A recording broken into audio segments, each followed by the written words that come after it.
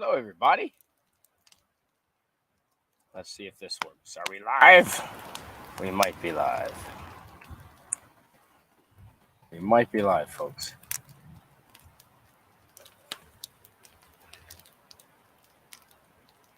Fire's going. It's just gotten dark.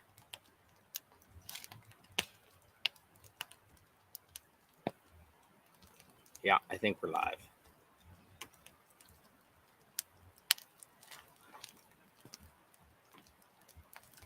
Oh, hey, Chris Longfellow. Hello.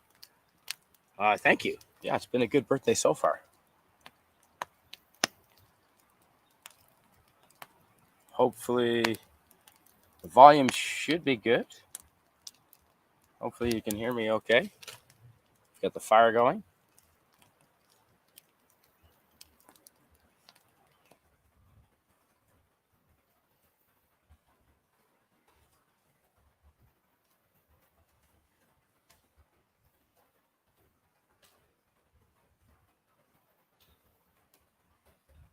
Hey there, Herc.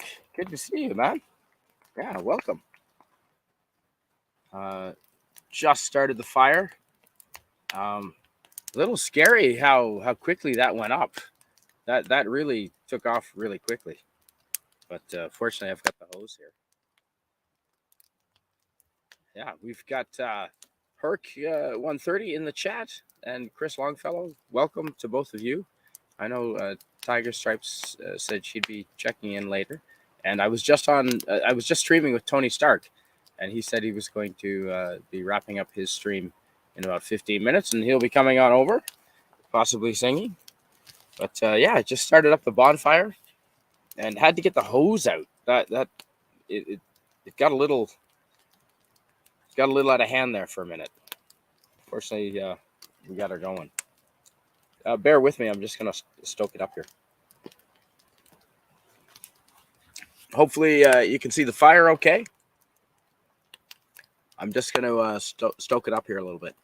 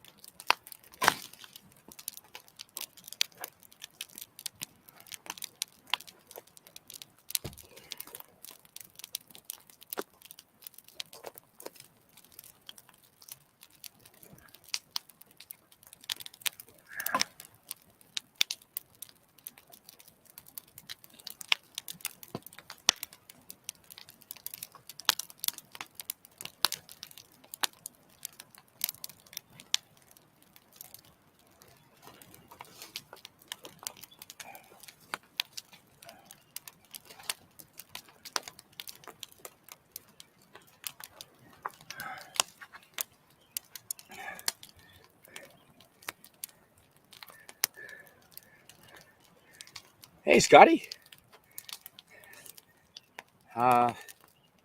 Scotty, I will. Hey, Papa Cotton. Welcome to the bonfire. Scotty, I will send you a link right now. You're no pressure, but if you want to come on the stream, you're welcome to. Man, that's hot. That's a fire. That is hot as hell.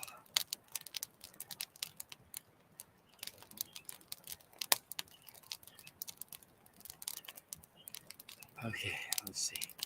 Let's see if we can do this correctly, shall we? That's hot.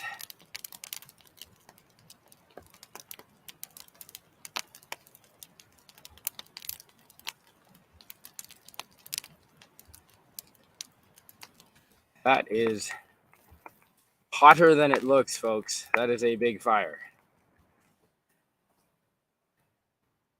And Scotty, I'm going to send this to you now. Should you choose to join, you certainly don't have to. The option is yours, sir.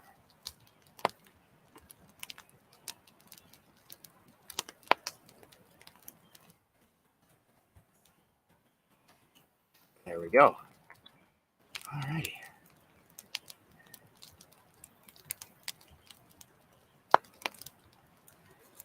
All right, good to see everybody. We have some flame. That is a lot hotter than it looks. Wow. We have some adult style beverages, and it is my birthday, turning 51. Well, I turned 51 earlier this morning, so cheers, and thank you for joining, everybody. Scotty R37, Papa Cotton, Chris Longfellow, cheers and welcome.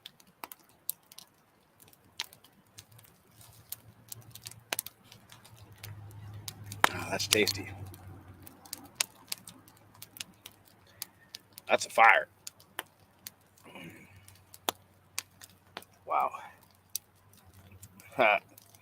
Herc 130. Aloha. Jeff Spicoli voice. Man, such a good movie. Such a good movie. Papa Cotton. 1972, right? 1972 was a good year, obviously. And cheers to your birthday in July. Man, that's hot. It's hot.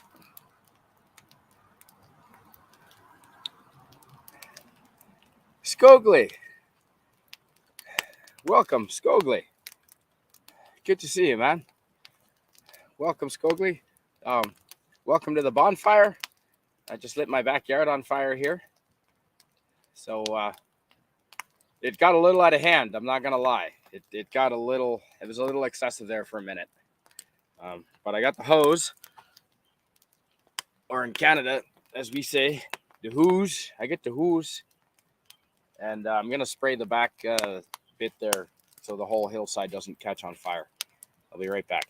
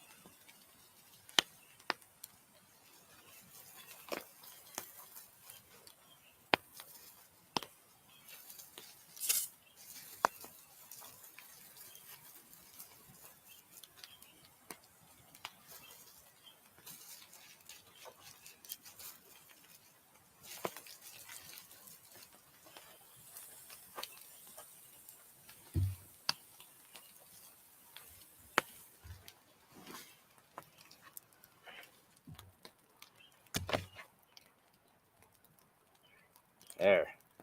It was just a little preventative watering just to make sure the hillside doesn't catch on fire later today.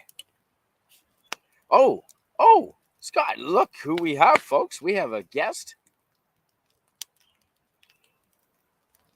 Ahoy. Hello. I hope you weren't there for long. Not at all. Not at all. Thank you, sir. Happy birthday. Happy day. Congratulations on another orbit. Thank you. I think I'm a wee bit older than you. I think a little bit, but cheers and thank you. Yes, you are 31. Yes, correct. Going on 15. Let me tell you, buddy. There you go, man. How was your day? Good day? It was, oh man, we had a huge. There's 3 of us in my neighborhood that all have birthdays this weekend, so we had a massive bonfire party last night, and I think I got about 3 hours sleep. I think we shut her down around 4. Sweet. It was awesome, and I woke up this morning and I just started right back into the bonfires. It's been a good day. It It was looks good. 27 Celsius for you Americans. That's hot as balls. Yeah. And it was beautiful. It was bathing suit weather, my friend. I hope Ontario is equally warm. We'll catch up. We'll catch up. Yeah. Well, no, our weather is coming your way. Like in 3 days, here's our gift. It's coming your way. Well, and that is just so lovely. On your birthday, you got us good weather. Yeah. Fantastic. It's one of the hottest. Like 27 on April 30th. in my life, that hasn't happened more than. Like this might have been the nicest weather I've ever had for my birthday. The gods are It's smiling fantastic. down. Exactly. Any birthday that I'm in the country, of course. But yeah, I'm happy to have now that I'm back from Mexico. I'm happy to have bonfires, and thank you for joining me, sir. What were you doing before you came on here? Oh, what was I doing? I was basically hanging out, flipping through the tubes that are you. I was actually learning about Bill C-11 just Oh, my before I goodness. jumped on here. Wow. So, I'm yeah. hoping that's a short-lived bill. Hopefully the preceding governments get rid of that because yeah, that's some. Yeah, I don't like censorship of any kind. You know. No. It's Well, and either all okay or none of it is. You know. Well, and it was interesting because it was talking about how content creators really have to work with an infrastructure that is already there for every big broadcaster that exists in Canada anyway. Right. And so you're competing against the big guys, and then you're competing on a global scale. So Yep. very interesting. Troubling times. Well, I'm hoping it's short-lived. Yes. You know. Hey, And we have- Nemesis of Eden. I know. I haven't seen Nemesis of Eden in a little while, so thanks for being here. And I did give Anti-Derivative Jill a link. I sent that in a DM to her, so she might be popping on here momentarily. I'm not sure what she's up to. When you have children, you know, you never know, right? You're busy all the time. Well, and it's also funny because Jill did send me a message saying, "What's Canadian Spider-Man doing over on Tony's stream? I know he's being a nice man and he's playing with the karaoke, but he should be doing the bonfire. I want to see him on his channel." I know. Well, here's the bot. I know I was about an hour late. But it just got dark now. Like it's still light-ish. Well, and it was all in jest, man. Like I did see good. you over. I did see you over on Spidey's, and I saw that he was doing the karaoke today, and Captain Infinity was. We didn't doing coordinate. Something. I didn't want to interfere with him, and I didn't. But he'll be here shortly, I think. But, Cool. I didn't want to interfere with. I'm no good at karaoke, and I don't see Scotty. I don't see you on karaoke streams very much on Jedi Bills or anything. So I'm guessing karaoke is not your bag either. No, I'm okay with it, but I have neighbors, and Bill is on way too late for me to start belting things out in the middle of the night. Oh, okay, right. And then when Tony was doing his, it was a little bit more metal, and I'm more of a crooner. I didn't want to break the flow. It's very metal, isn't it? Yeah. Yes. Yeah. So, you know, you got to read the crowd when you walk in, and someone just sings "Run to the Hills," and you're like, and I can sing "Rainbow Connection." So it's my go-to jam is "Banana Boat." Oh, nice. And considering, unfortunately, we lost Harry Belafonte this past week. No, I know where he is. Apparently, but yeah, that's it's a fun song, and people can join in, and it's a communal song, "Banana Boat." Well, it's also a dancing song thanks to Beetlejuice. Mm-hmm. Exactly. Thanks to Beetlejuice, exactly. Yeah. But 96 years old. Hey, congratulations! Jill. I know, right? If that's the goal, Scotty. I think I'm halfway to the end here, and let's hope 96. Two-thirds. No, bullshit. Oh, halfway. It's kind of too long. 150 years? I don't know if I want to be 150 years old. No, 102. Ooh, that's a good number. I like that. I could do 102. There was this when I was I spent a year living in Australia or more, and there was this when I was there in 2000. There was this guy, a 94-year-old guy or 91-year-old guy, who was running around the perimeter of Australia at 91, and he was doing it. You know, nice. So, Yeah, if he can do it, I guess we can too. Hi, Antiderv Jill is in the chat, and so is Dalek451. Good morning, and thank you, Dalek. I'm turning 51, or I did turn 51 this morning, and I've been celebrating. Relatively sober all day, Scotty. Relatively sober. Me too. I did get the recreational botanicals, so I'm good. Oh well, yeah. No, I've got. Ooh, speaking. This is completely legal in Canada, folks, so we're not breaking any. But check that bad boy out. Oh, nice. My buddy is a glass blower. Yeah. And yeah, he made me a Gandalf pipe, but I wanted a robust one. I didn't want this to break. So right. Yeah. And that's the thing, when you get a Gandalf pipe, a lot of the times it's a very thin. Right, and I drop. If you drop it once, it's toast. So I asked Dustin to make it robust, and he did. So cheers, buddy. It's beautiful. Yeah, thanks, Nemesis of Eden. And good morning, Dalek. I guess it's probably 9. Holy crap, he's up early. It's like 5 a.m. over there, I believe, where he is, or 6 a.m. That's still far too early. Is it 6? It's 6 ahead. Yeah, there are 8. I don't know. 8 ahead. 8 ahead from me. So yeah, we're looking at 5 or 6 a.m. A little bit early, Dalek. A little bit early. But yeah, thanks for joining us. And I got a 23-year-old man who ran across Australia in 47 days. What? Wow. Yeah. Why would you do? I guess. I don't know. What else are you gonna do in Australia? Beaches. Yeah. Yeah. But come on, that's like one of the beauties of when I was coming home from Australia, driving from Perth up to Darwin. You see every climate. I did the opposite. Rainforest. And yes. Everything. Beautiful, isn't it? Yeah. Yeah. Derby, Broome. You can ride camels in Broome, folks, on the beaches. I saw more camel toes than you'd believe. I rode a camel in Darwin. Yeah, right. Yeah. Okay. Yeah. I spent 2 months working at a mango packing shed south of Darwin in a little town called Humpty Doo. I'm not kidding. Humpty Doo. It had one gas station, one grocery store, one post office, and it was all the same building. It was great. Yeah. But yeah, and then drove me and 2 Canadian friends, Brad and Elizabeth and I. We went down for 3 weeks, and we went from Darwin down to Perth, the opposite way you did, and it was fantastic. You get to see the climates that are there. Yeah. What is it? Wait a second. Sorry, I'm still looking up old men who have run across Australia. Oh heavens! But it's making me paywall. This is 119-year-old man from India, and they won't let me read the story. Oh my goodness! Yeah. The Goat Father is here. The Herc 130 in the chat says, "I lived in the Middle East for 3 years. You didn't run anywhere except to a bunker during an attack." Wow. Sense. Well, I guess so. Yeah. And the Goat Father says some of us were waiting in one that was planned but didn't go live. Yeah, right, Goat Father. I couldn't figure out how to get back into that. I locked myself out of that, so I had to start a new one. And I should go delete that other stream. You're right. Sorry about that. I'm a beginner. I'm not a professional like Scotty and Jill. I'm just new to the YouTube thing. So I created the stream, Scotty, and I scheduled it, and I don't know how to get back into it. So it's still there somewhere. But we're live here, so the other one is... Yeah. We'll just send everyone here, folks. Let me see where the other one is. Just send everyone here. But I don't know if you saw the bonfire earlier, but holy crap, it was hot.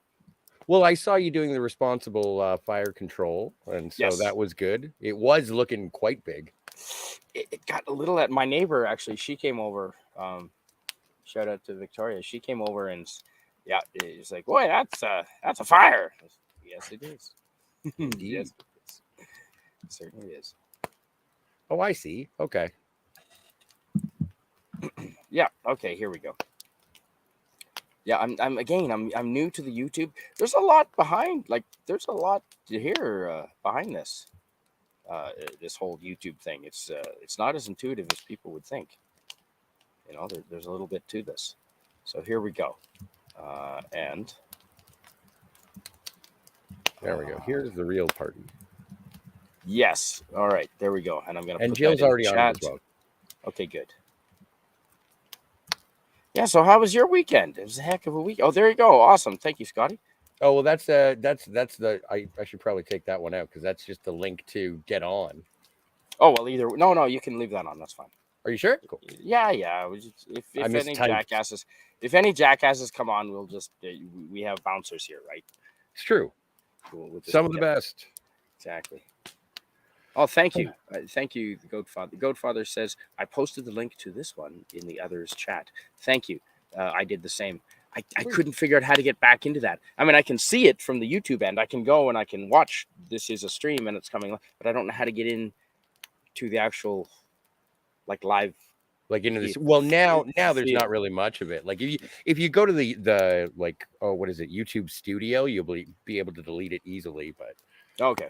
Good. Yeah, I'm still new to all this, man. I've only done like maybe half a dozen. You and Jill are on every week. I mean, you guys must be up to like 20 streams together by now. Yeah. I've only done this like maybe 6 or 7 times. But hi, Dalek. Dalek says I've been up all night and I'm tired. I need sleep soon. What were you doing up all night? What's her name, Dalek? You don't have to tell us her name. It's okay. Is she at Hogwarts? Yes, of course. Is she's English? Okay. It's Emily or Emma. Emma. I'm going with Emma. That's every English girl I know is named Emma, so it's got to be Emma. See, I always go with the queens. I always go. It's got to be Elizabeth, Victoria, Mary. Yeah. And oh, thank you. The Goatfather says happy birthday. Thank you, the Goatfather. It's been a good one so far. And Matt G's welcoming Anti-Derivative Jill.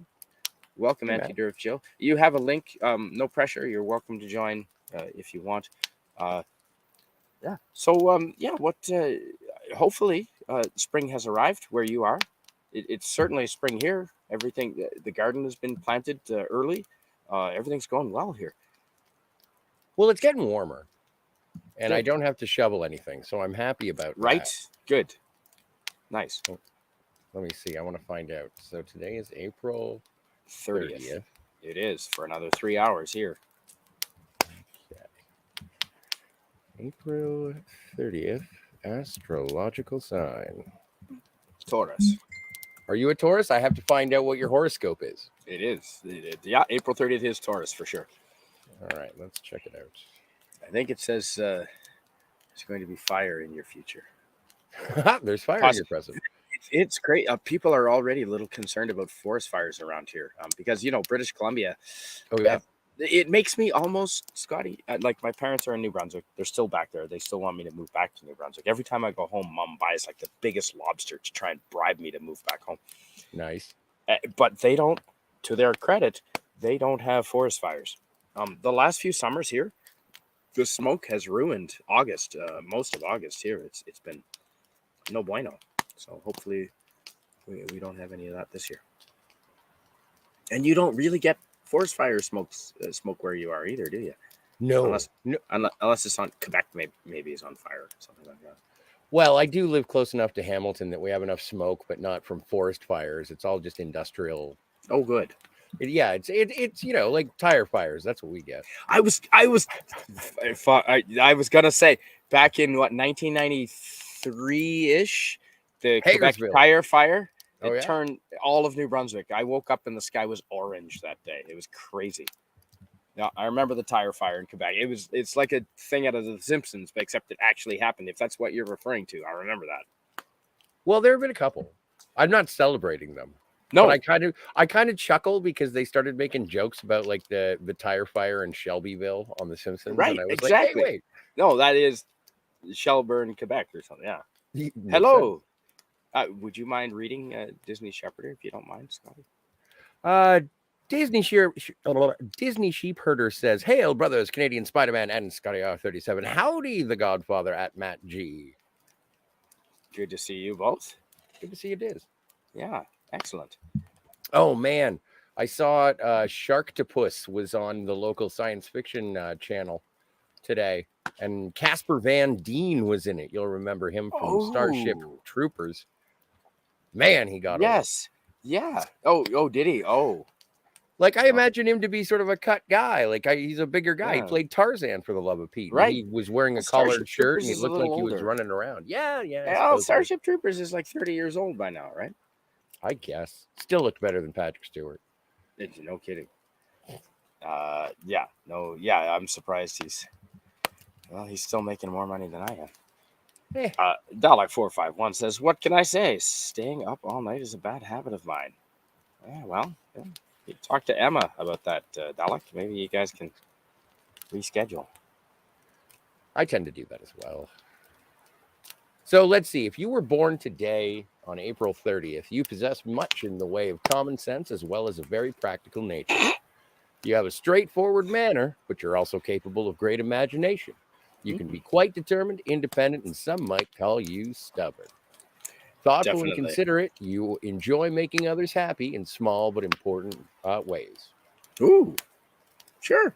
Famous people born today: Willie Nelson, Kirsten Dunst, Johnny Galecki, Ana de Armas, Gal Gadot, Cloris Leachman, My goodness. and Paul Gross.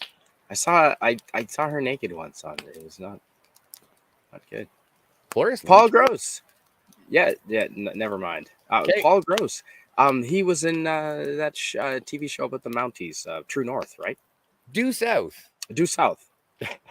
Yes. Close enough. True North. Yeah, that's Due good South. enough. Yes, that's the one with the Mountie and the horse and Mm-hmm. the guy in the suit. Yeah. That Yes. Leslie Nielsen show. Yeah. I like that guy. I'm just gonna stoke the fire. Absolutely. Because I think we can do better than this. So bear with me one second. Don't fall in. No, I've had to. There's been enough eventful. No, there's been enough events around this bonfire. I don't want to call the fire department, folks, not the police. That's the one. That's the answer. You're right, Darius, if you're listening, just bear with me here. We'll get her going here. Wow, that's hot. Oh man, That's I'm hot. jealous. I want to be outside. Wow, holy shit on a stick. That's hot. He needs gloves. He needs one stick to poke the hot sticks. Don't use your feet. No, look. Oh man, it's turning into Indiana Jones over here. Mola ram, mola ram. Well, he seems fine. Alrighty, there we go. You do your own stunts. Yes, we burn a lot of shoes in this part of the country. A lot of shoes. All my clothes have campfire, like little burn marks all over them. Character. That's what happens exactly. Hello, Right. Admiral Teague. And Disney Shepherder. Hello, hail to you. Admiral Teague, hello. Let me put this fire. in the chat. Yeah, it's a good one, hey. I'll put the link right here so that if anyone wants to join, they certainly can. There she goes. Yeah, Scotty, you're a bit of a night owl too, because you're 3 hours ahead of me, aren't you? Yeah, I'm. Yeah, it's 10 after 12 here. Well, so I don't want to pry, but I'm assuming you don't have little ones that wake you up in the morning, or? No, just a dog. Oh. He wakes me up in the morning. He's getting old. He has to get outside. So when he when he decides to get up, it's pretty much my decision as to whether or not I want him to pee on the carpet or outside. Or outside, and yeah. So luckily, he is my alarm clock. He keeps me honest. Thank you, Admiral Teague. Happy birthday, he says. Awesome.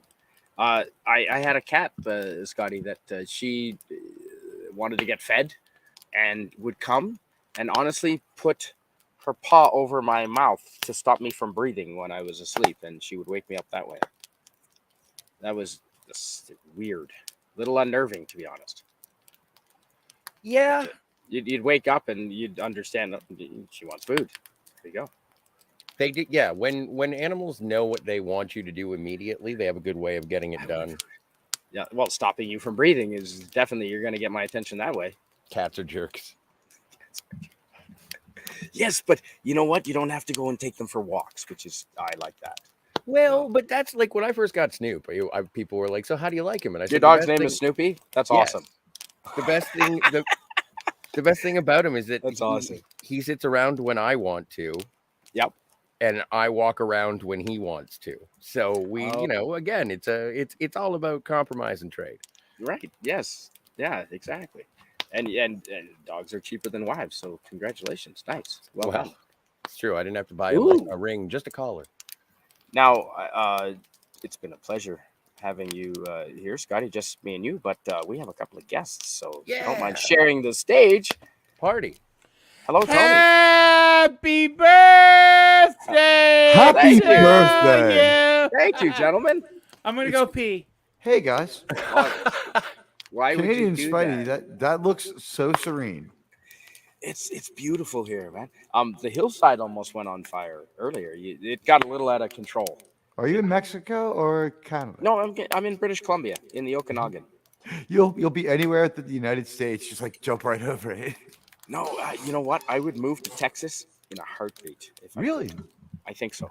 Hmm. Yeah, A lot of people really seem to be loving it. I never thought I would, and now the way that things have been going, I appreciate liberty more than before, I guess. And so, yeah, Texas is looking like a nice place, and the barbecue. Someone is maybe got their microphone on. My microphone is on. Is everything okay?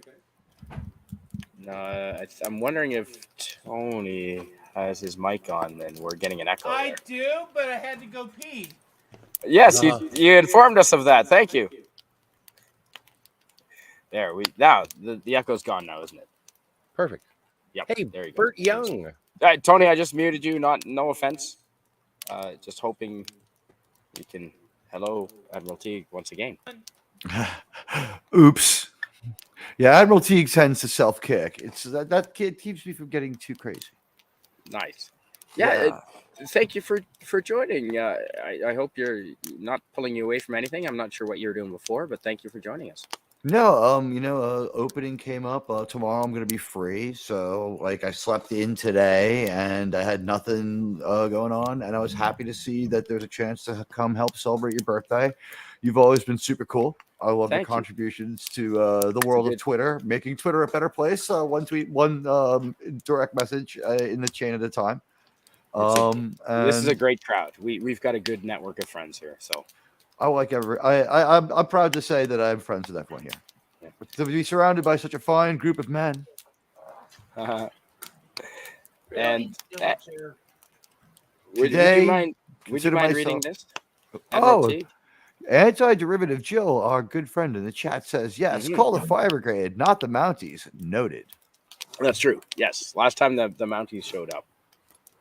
Oh my gosh. Fortunately, he turned a blind eye to a lot of what was in the house, so it was good. Excellent.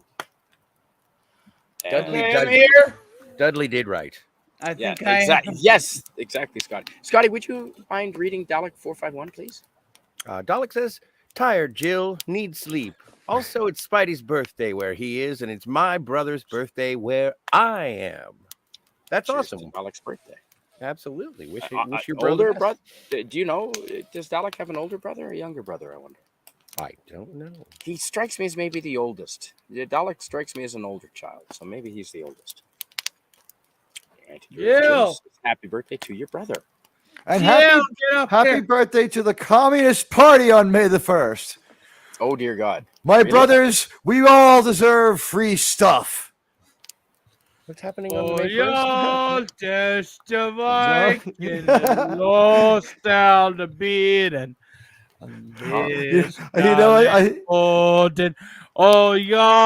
Class David. This is like the Hunter at October. He knows the International. Way to go. Way to go. My dream is to sing the national anthem at Yankee Stadium for a Toronto Blue Jays game. So I get to sing both national anthems because that's I like the Canadian national anthem better than ours. I like ours. It's a good national anthem. I just think yours is pretty. Like it's really upbeat and like the Yeah, it's not bad. It's not bad. yeah, it's a good one. Yep. It's easier to play on the guitar, and it's much easier to sing. I'm not a musical kind of guy. I don't really do instruments much. It's Ours fine. is fine. Ours is fine. Like, there's nothing wrong with ours. Listen. Canadian Spider-Man, I will speak at least as a musical persona, like his lordship at the Hollow Earth, to entertain you at a moment's notice at your behest. Awesome. Like his lordship at the Hollow Earth, I will entertain you because we all know that his Hey, lordship sheepherder. is busy. Welcome, Sheeper. Hell, Dizzy Sheeper, I just seen you. No, Dalek is the younger brother. Okay. All right. I just assumed you were older just because of the way you carry yourself, Dalek. I thought your demeanor showed you were an older brother. The wisdom. The wisdom. Hey, I'm an oldest brother, and I sort of had that feeling. From Anti-derivative Jill, you don't want me to sing the liberation of the square, in Moscow. I will sing that. I know the national anthem. Investierlas que rendezvous. Lastation und startet wo in the best on the way.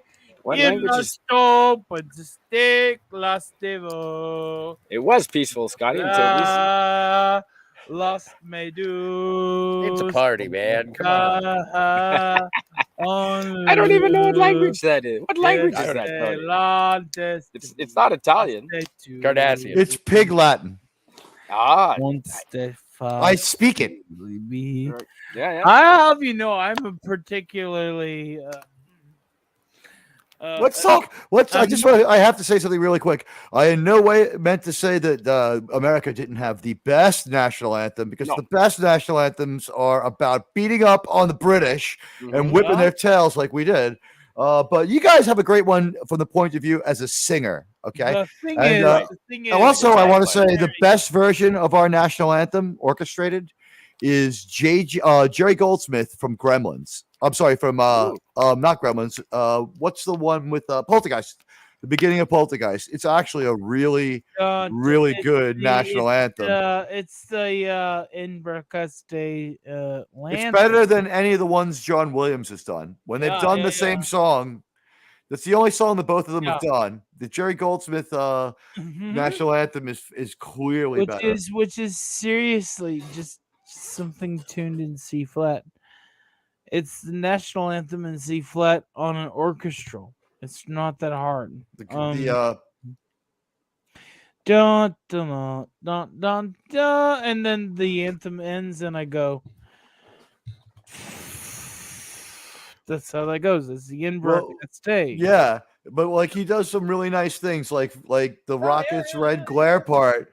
The strings go first, and then the brass goes second. Yeah. So it's like really, it's really beautiful. So while the strings are playing the measure for like while the Rocket's Red Glare, the brass is actually still playing the verse before, and it's just really, it's a beautiful version of our national anthem. Like at its, like you really just kind of feel the flag waving in your heart when you hear that particular version. I am. Oh my God! It's Enrico Palazzo. Right. Now, I know that that was one of the. That's the second best national anthem ever performed. Hey, Scotty, if Jill and you, Scotty, real talk, if Jill and you were to enter an arena in real time, it was an arm wrestling arena, who would win, you or Jill? Oh, probably me. Yeah. No, I think really you're a rude ass motherfucker. Wait, hold on. Old Trek or new Trek? What? By whose rules are we? Where are we doing this? What world does this happen in? The real world, our world, the new Trek world, the Star Trek? The world does it happen? I'm just thinking of the power of arms. I wasn't making it metaphorical. I was just saying because natural, like I wish her the best. I would shake her hand and say, "May the best person win." But I'm just. I have I'm an gonna say idea this, that maybe. Listen, Scotty, I feel like Jill could Unless you do some, absolutely I get that a decimate lot. you. I do get that a lot. I'll say, I unless feel you, like Jill could decimate you, and the reason why I say this is because she's your No superior chance. Starfleet officer, and you There you so go. should. you know what? In one episode of the Next Generation, Bullshit. the Worf says there are only 4 people on the ship who can beat him up, or something like that. Fuck who- Worf. Who do you think Worf thinks could beat him up? I think one is the captain. No way. Kidding. No. I think Worf thinks that the captain would tactically be able to get the better of him. Yeah, no, he's I'm like, gonna drink more bourbon for the he- captain. he figures that maybe not. We have a Riker. saying, we have a saying in Queens. It's Riker. not, and go Data. ahead. Sorry, I was going to say Riker and Data. Fuck Data. and Yeah, fuck I'd put Data at the top of the list, and then Yes. Riker, Right? then Keiko. Well, Data for sure. There's no arguing Take out Data. Terminator. Ah, Have you gone on the Um, YouTube? yeah. that show Yeah. Data's the a robot. Terminator? and I'm gonna Data's a figure robot, bro. I'll check. in Real Worf's estimation from TNG, I'm gonna Yes. say, he would probably figure that Riker that could take him, Yep. Data could take him, the Yes. captain could And take Troy. him, Deanna Troy. and Tasha Yar when she was there. Oh, Tasha Yar. Did you see Tasha Yar in Yeah. Picard? Did you see her?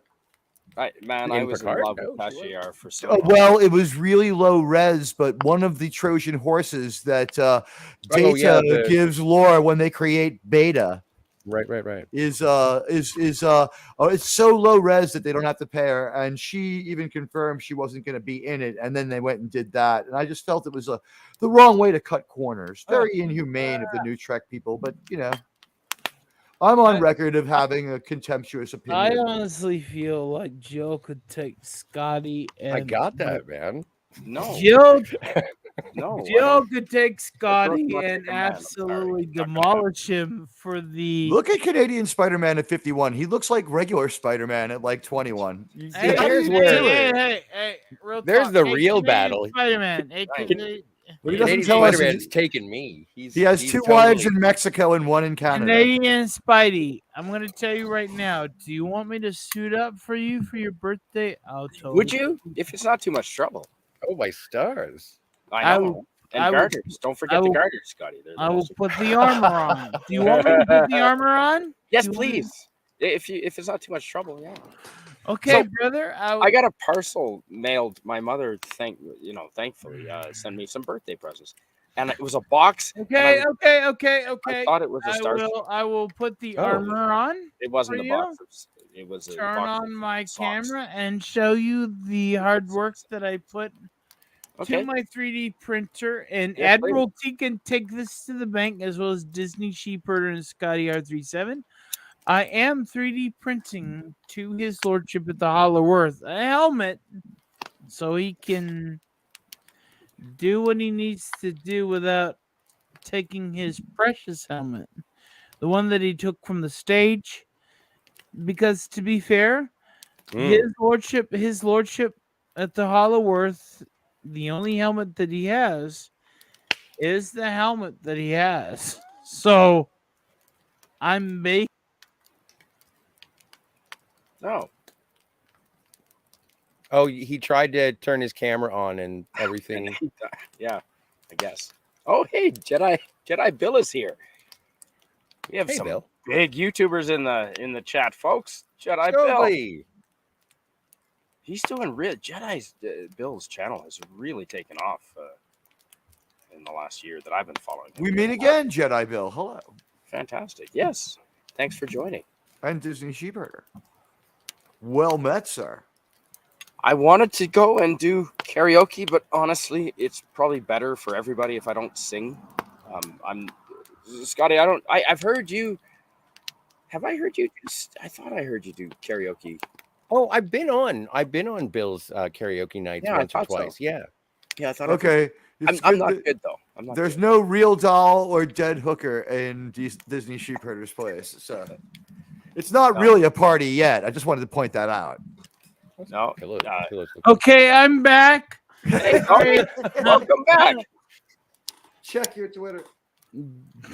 Jarvis was It is like, "Don't you putting on the suit without them. But as I said before, everything went to shit. The thing is I'm making a helmet with Mr. Ambrosia. Okay. Oh wow. Cool. Nice. The thing is, I'm 3D printing a helmet and sending it to Mr. Ambrosia. And anybody that knows what a vacuum form machine does? Yes. It has an attachment for the penis, you know. No, It certainly does suck. The thing is Mr. Ambrose is going to be taking whatever I send him, making a vacuum form for it, and creating a thingamabob. Nice. Sweet. So, A yeah. thingamabob. That's technical. The thing is now I'm going to suit up. Oh, Jedi Bill, you're welcome to join, buddy. So, yeah, Jedi Bill. If you want. I like how Diz is comfy. I know, right? I am suiting up now. Carry on. Disney Sheepherder, you look very comfy. I'm ready for him to start casually whittling. Beautiful. Well, it is a campfire, right? We gotta have whittling. Yeah, you know what? And flowers that shoot spores all over us that bring us this side of paradise. I'm a hick and I love bonfire. Yep. Yeah, we do that every weekend here. He's called me on the phone. I've seen what state he lives in. He is a goddamn fucking hillbilly. That's cool. It's cool. No, being a hillbilly is fucking cool. Don't get me wrong. But yeah, no, he's like when he says like, you know, he's a hillbilly. He's a hillbilly. Well, when the weather's nice and you can enjoy a fire with friends, all the better. Why not? I was just a Boy Scout, so I mean, like, I love fire. Same here. Yeah. Chief Oh, Scout. Eagle Were Scout. you? Oh wow! Yes, sir. Congrats! You know what? Did you get a letter from like the Prime Minister of Canada? Our premier, the premier of New Brunswick. Yeah. That is because every Eagle Scout in America gets a letter from the President of the United States, and you know that's great on a job resume for life. So I want to congratulate you, my fellow Boy Scout. I put that on my resume a few times. Yeah, you're not kidding. You know what? Why wouldn't you? That's the kind of gold that you can put on a resume, even if you didn't earn it, because who the hell's gonna look it up? Well, no, but I have the badge. It's on my shirt. No, I know you do. I don't. So if I wanted to be a criminal, what's Canadian Spider-Man is trustworthy, loyal, helpful, friendly, courteous, kind, obedient, cheerful, thrifty, brave, clean, and reverent. These things all sound like me as well. So I'm just gonna say I am. Can I share, Scotty? I've got something to tell you. Boy, have I got a story for you and Canadian Spider-Man. When I was a Boy Scout, I live in the New York City area. And we went to a Boy Scout camp in Rhode Island, which is Camp Lebanon from Moonrise Kingdom. Oh, cool. Yeah, I was there for like a month of my life, 2 weeks, 2 different summers. I went sailing on that pond. The beach location is like maybe 20 miles away on like the shore of Connecticut or something. But the camp exists. It's in Rhode Island. It's funny that you mention it because while Canadian Spider-Man is still in Canadian Spider-Man birthday time zone, you and I are in May 1st currently, and that is Wes Anderson's birthday. Director of Moonrise Kingdom. I thought you were bringing it up because I'm Cuban, but hey, yeah, Moonrise Kingdom is a great movie, and I went back to the alumni reunion for that, and it was really cool. Like the kids still go. It's still like one of only 2 Scout reservations because the other one's just called Scout camps. The other one is the one in Indiana Jones and the Last Crusade. So this one, this place was equally interesting, but you know, it's the Northeast where I'm from, so that's why I'm able to do such a good Roger Corby. Christine, can't you see? Oh man, camping in the Northeast is wonderful. Vermont. Oh God, yeah. All through that area. Yeah, I grew up in New Brunswick, so we used to do family trips all through New England. We went to New England a lot of times because people got to understand New York is so big; it's really just its own region. And New Jersey, with new parts of New Jersey and a little bit of Connecticut. I can be in Connecticut in 65 minutes, public transit, even at this hour. I can be in Connecticut in 65 hours. I'll meet you there the day after tomorrow. I don't have a passport, so it would take me to 6 to 8 weeks to get to Connecticut. No, right. They won't let me. I'm not vaccinated. They won't let me in the States because I could spread COVID or something. Oh, no, not you. You Yeah. know, I just want to. They won't let me in. I know we're more nerds than sports guys, but how weird is it that Karen Rodgers from the Packers is now a New York Jet and they're vaccine makers, and he was the one guy who wouldn't take it in the NFL. Oh. The thing he did do that was uncool was he was deceptive about it. He should have just been. He should have just said, "I won't take it." Yeah. Oh, that's Well, I mean, I think when you have teammates who are supposed to be your brothers and you tell them something that's you're not supposed to prevaricate among teammates. And if you notice, he's gonna trust you again, right? it's not about the vaccination. It was about the way he didn't tell them. Right. Exactly. Right. Because they would have helped him cover for it. Hey, and, lemon pie. Lemon. And it was still going to get out. It got out. And you know what? If he could help the Jets make the fucking playoffs or even win 9 games, I'll be fucking happy. But I know that he's a weirdo who won't play when when Mercury is in retrograde. He's a fucking weirdo. That's weird. I'm so glad they made him clean up his act and shave and get a fucking haircut. He looked like a normal human being walking to work. But thanks, Jim. I'll just say this. Hey, Commodore Jim. Now that he works in New York, he'd better show up looking like he's ready for work, or people are going to start getting on his shit. If you're getting paid that much, you should be professional. Exactly. How did Derek Jeter look out there? He never. He only let his stubble grow in on road trips. When he played at home, he was clean shaven. I think the Stanley Cup's going on now, isn't it, Scotty? I think. Yeah. Tampa Bay Lightning. Is there any Canadian teams in the Stanley Cup? No. Actually, yes, there are. For the first time in 19 years, the Toronto Maple Leafs made it to the second round of the playoffs. The Leafs are still I watched the game last night. Oh, my God. Wow. And what I responded to on Twitter was there's still plenty of time in the postseason for the Leafs to leaf it up. Wow. I've never seen them in the playoffs, I don't think. Wow, that's good. Good. Yeah, you must have. You just didn't pay attention because like 19 years ago, we were still kicking around. They had a long run of being really good. It's just that they were never the Montreal Canadiens as far as the playoff success went. I'm assuming Lemon Pie knows my name is Steven, so hello, thank you. And I'm going to guess everybody knows that correctly. My favorite team is the New Jersey Devils. Ooh. Because of the name. Represent.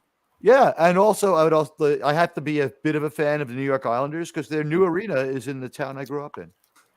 Best team logo ever. The Devils.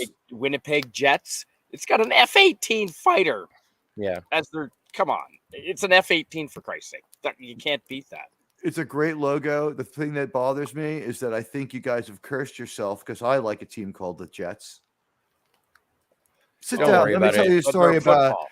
You know what? You can't curse me. I'm a Browns fan. I'll just. I'd rather be a fan of the Browns. And let me just say something here. The New York Jets are the worst team with the longest playoff drought, and they won their one Super Bowl and they won it big and they won it before I was born.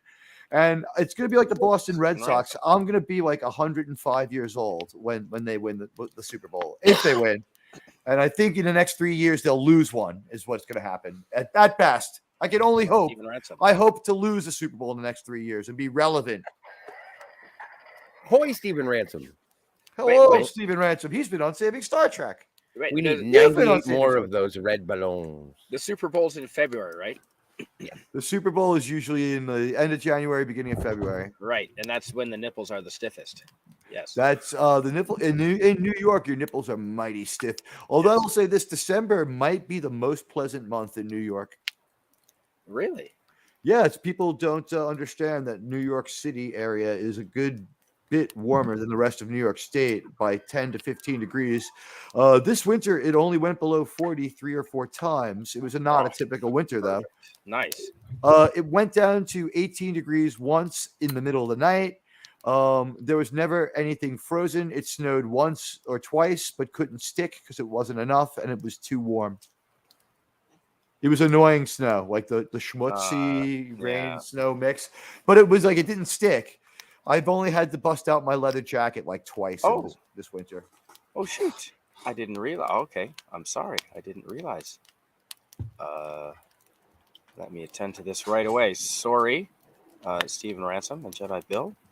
I just noticed you now. I like the way he put it in the private chat. That's hilarious. Oh crap! I'm. Hey, shoot. Steven. Hey, Jedi. Hello. Hello. Hello, And Stephen Jedi Ransom. Bill. Hey, man. No worries at all, dude. No worries at all. I did. Happy birthday. Thank You you. got It's the been a big good one. fire going in the background. I like it. I like a Yeah, big yeah. fire. This is Looking actually the toasty. reboot of his 25th birthday. It's not actually his birthday. And how he became 25 again is a mystery, but it's a good story for another time. Who cares about how many digits, man? It's like it's a birthday. It's an annual all- thing. all Even the if it's a same. false flag, I'm into it. Welcome to the prequel to Canadian Spider-Man's 52nd right. birthday next year. It's a When teaser. I This did is- my birthday, I had to shave my head. That was all. Oh dear. There you go. This is the teaser trailer for next year's birthday. Crap. I do not have the version of StreamYard that allows me to have more than 6 people on here. So Jedi Bill, shoot. I didn't realize that. I do not have room. Meh. Oh, and Tiger Stripes is here and Anti-Derivative Chill too. Oh man, I don't have enough room. Sorry, I folks. will arm wrestle Anti-Derivative Jill in my armor. No, I think you have to identify as a trans in order to do that. False. I'm Iron Man. I do what I want. Blow into the microphone. I have my breathalyzer app on. False. I am manipulated and I do what I want. I want to show off my armor. Well, Hey, Steve, bro. I will be the gentleman here, and if Jedi wants to come up here and give you a big old birthday hug online, let him. I will bounce out. I'll hang out backstage or whatever, Yeah, I and can do that bounce too. into the chat. No Hey, worries at real all. I'll talk. be in the Hey. chat, so if a spot opens up, I'm up for it, man. But No, otherwise, Good fine. seeing It's you, buddy. fine. I'll big take happy it. hug, dude. Welcome back. I'm glad you're settled back down Thank after you. traveling the world and Diz, we stuff. can't hear you. You're looking fit. You're looking fit, Oh, my friend. It's been great. I'm really happy to be back. So thank you very much. It's been a great birthday, and yeah, we're gonna stoke up the fire and have some more people on. Is Yeah, let me bounce into Anti-Derivative the Jill chat. really Let some backstage? people get cycled up here. I'll catch you from there. Okay, Hey. great. All right, thank you, Jedi Bill. I don't know where you went to, but thank you for being on, Steve. And Anti-Derivative Jill, your ears must have been burning. Jill. Hey, hello. Hey there, Anti-Derivative Jill. Jill, hey, Canadian Spider. There's no arm do a wrestling. thing? You know what, Jill? Isn't this like the Tiger alternative Stripes. factor for your show? It's me and Tony in the same place at the same time. One of us. I know, is- right? Shit. I think I can claim to be good Lazarus right now. Hey, no. I mean, Well, you know what? Tony definitely has the beard for Lazarus. He's definitely in the antimatter world. I guess. Oh my god. He's Lazarus with the little band-aid, right? And I'm like Lazarus with the Jill, full did beard. you see my beard? Really? One day I'll I thought figure the out hurt- that. Wasn't the hurt Lazarus the good one, or am I missing it? Yeah, you're right. Okay, so I would be Lazarus with the head. But was that supposed to be like a bad take on Don Quixote? It was, See you right? now, Bill. Can somebody just See you now, do a Jedi. thing so I can take this helmet off? Hey, I'm going to rotate out so Bill What's can happening? come on for a sec. Thanks, Scotty. You're welcome back anytime. I can't wait. Appreciate it. Yes, thank you. Somebody come back. Thank you, Scotty, for that. Welcome, Jedi. I cannot believe you fucking called Aaron Rodgers Karen Rodgers. How dare you? How fuck? I've been waiting a long time to say that. How dare you call Aaron Rodgers Karen Rodgers? I'm a New York Jets fan, and I know the meaning of the word "living hell." Hey. I've seen things people like you Hey. could never dream of. Hey. The butt fumble, AFC Championship Somebody. trophies burning off the rings of Orion.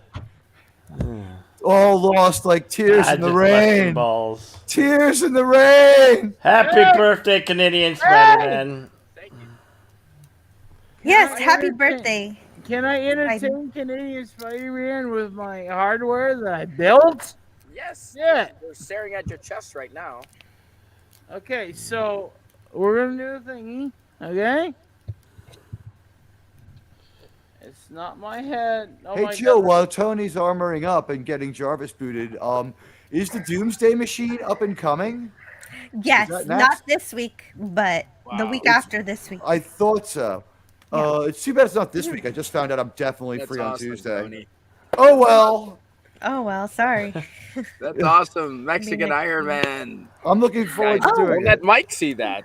Oh, Spidey, I haven't asked you yet, but do you want to be on Amok Time on Tuesday? Because I know you said that was your second choice. You could be on both Private Little War, and you said Amok Time was your second, and I didn't get anybody for it.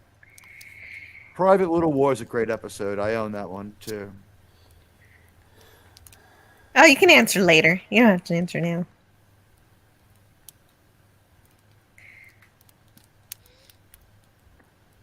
But I think we all know that Aaron Rodgers really will he'll do something really weird by the middle of the season. Oh, sports talk. Yeah, we were just talking about a particular thing. Like the New York Jets are it's like a sign. Ever since Flash Gordon, it's been downhill. Let's put it that way. That was like the high point of the Jets in my life, and that's not very high. Go sports team. Yay, sports ball, right? Hello, hello, Tiger Stripes. Oh, hello. I just realized I was talking to myself because my mic was up. It's so great to hear your Which voice. is really good because I was Tiger saying Stripes. many disparaging things about football. And we really don't want that during a birthday stream. We want. I'll just leave it at this. I Light. just found out by looking at the internet Just there's a hockey team called the Kraken. stop. What's up with that? You could stop any second now with the sports talk. You got it. No, absolutely. Star Trek. I was hoping to get an Enterprise for my birthday, but no Enterprise yet. Big fan of Parisi It's just not there Squares. yet. Did you get it? No, I don't. He was think hoping someone would give him one. Exactly. Oh. Yeah, no. Yes, didn't. I get it. I'm gonna have to go buy myself. I have several financed enterprises. They weren't free. I've got a box of Enterprises you can have if you really want. Wow. To.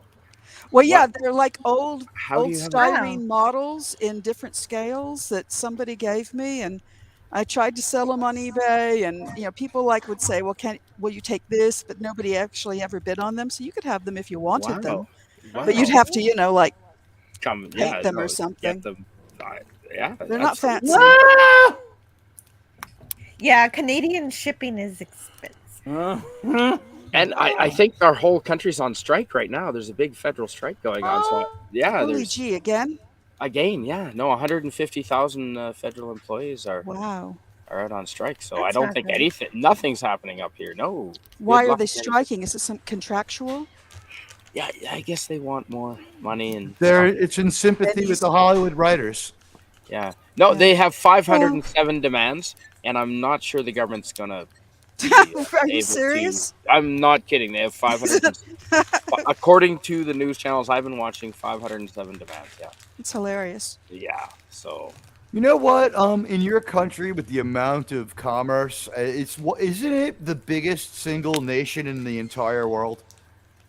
Right? It's Russia. bigger than Russia. I thought it was big. No, Now Russia's got us beat by quite a bit. Yeah. Yeah, No, now they're they huge. do that by conquering a couple of other countries along the Well, way. Were you there's a biggest for a little little while there at the There end was. of the Soviet Oh, Union?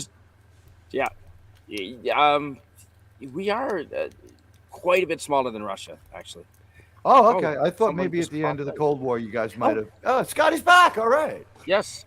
Hey. Scotty's back. Hey, Scotty. Jedi Bill just dropped out, so Don't call Well, it that's a pity. comeback. It I've been sounds here like for he years. came in here. just to I'm still here. air. Oh, Oh, you are okay. Good.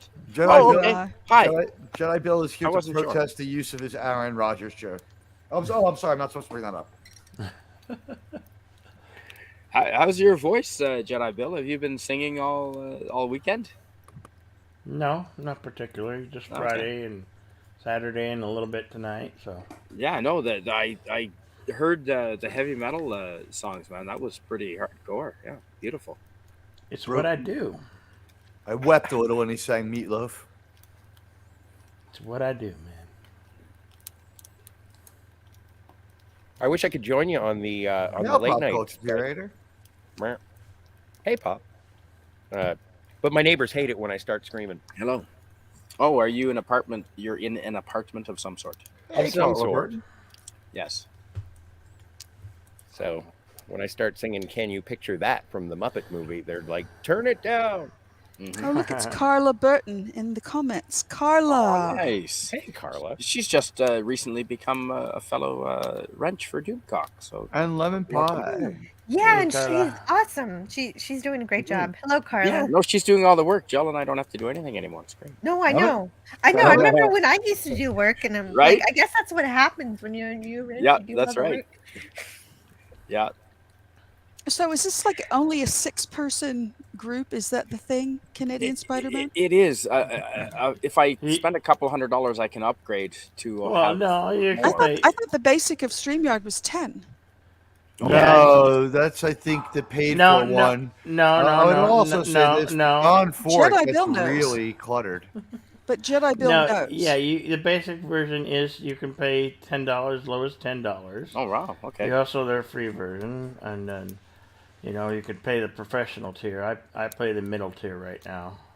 Right. But I Yeah. thought I did, Yeah, other middle times I tier. did have the professional tier, which I is like thought- $65 a month. And I Sorry, thought free Tiger. version was 10 people.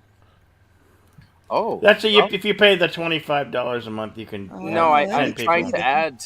I'm trying to add people right now, and it says maximum of 6. Well, I can drop out again. Oh. Tony's back there, and And Disney. I could drop out too. So Oh well, no you worries. two are. You two are interesting. I don't want you to apply. I'd love to have Well, you're 10 gonna people have on. lots of interesting people, so I don't. Let's I shoot think the I- I'm- breeze I- for a while. I think you Jill know. should hang out, and I should do the right thing. And just I've gotten a chance to say hello and Thank happy you. birthday from live from New York City. And Yes, you know, you're in New York City right now. All I right. am in New York City right now. And I'm gonna What's lay it back. like in New York City right now? It finally stopped raining, and I think that I just want to thank all the Yankee and Met fans for ruining another day for the Yankees and Mets by not wanting it to rain, like the way the Star Trek fans ruined Picard by not watching it right.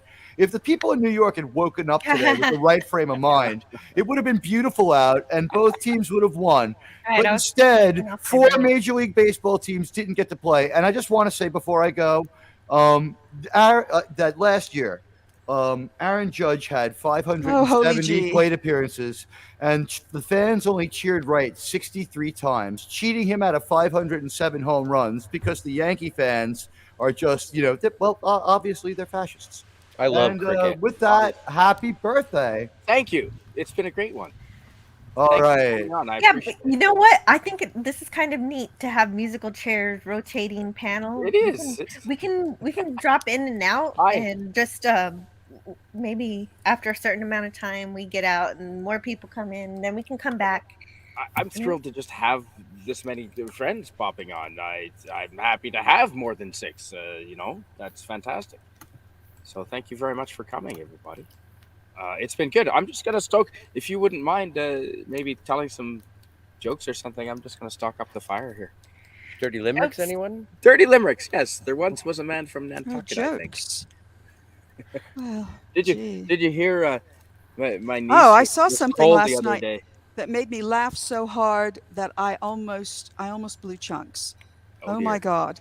It was Saturday Night Live. It was old because it was like back from just before the Super Bowl, so from February. And Pedro Pascal was the guest, the guest host.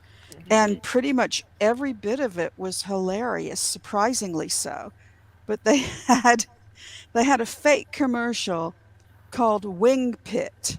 So if you go to YouTube and you go to SNL and you look for Wing Pit, I can guarantee you, I mean, I don't know, maybe your sense of humor isn't like mine because this is quite a macabre little sketch. It's like, a little over 2 minutes, and I laughed so hard that I almost puked. It was so funny. So What's it it's called? not a joke, but hilarious. What's it called, Tiger? Wing Pit. Wing on Pit. SNL. Yes, on SNL. It's probably not available in my country. It's on YouTube. Oh, you said it was an older one too. No, I said it was from February Recent, with yeah. Pedro Pascal. That would make it recent, yeah. Yeah. Really funny. Nope, unavailable on YouTube in Canada. Oh, I didn't know you were in Canada. Oh yeah. Not the Well, that interruption. explains so much. Is It my does. mic working? Yes. Yes. Yes. Yes. Okay, I won't talk now. Okay. You look so comfy in your bed there. I very much am. Thank you. And he has sunglasses on, so I have no idea if he's not talking, if he's gone to sleep. Yeah, I often get you wanna see blamed my for eyes? sleeping. All right, Let's I'll take see. the glasses off. But you do don't- stream and sleep. I don't have any. I can't think of a joke off the top of my head per se.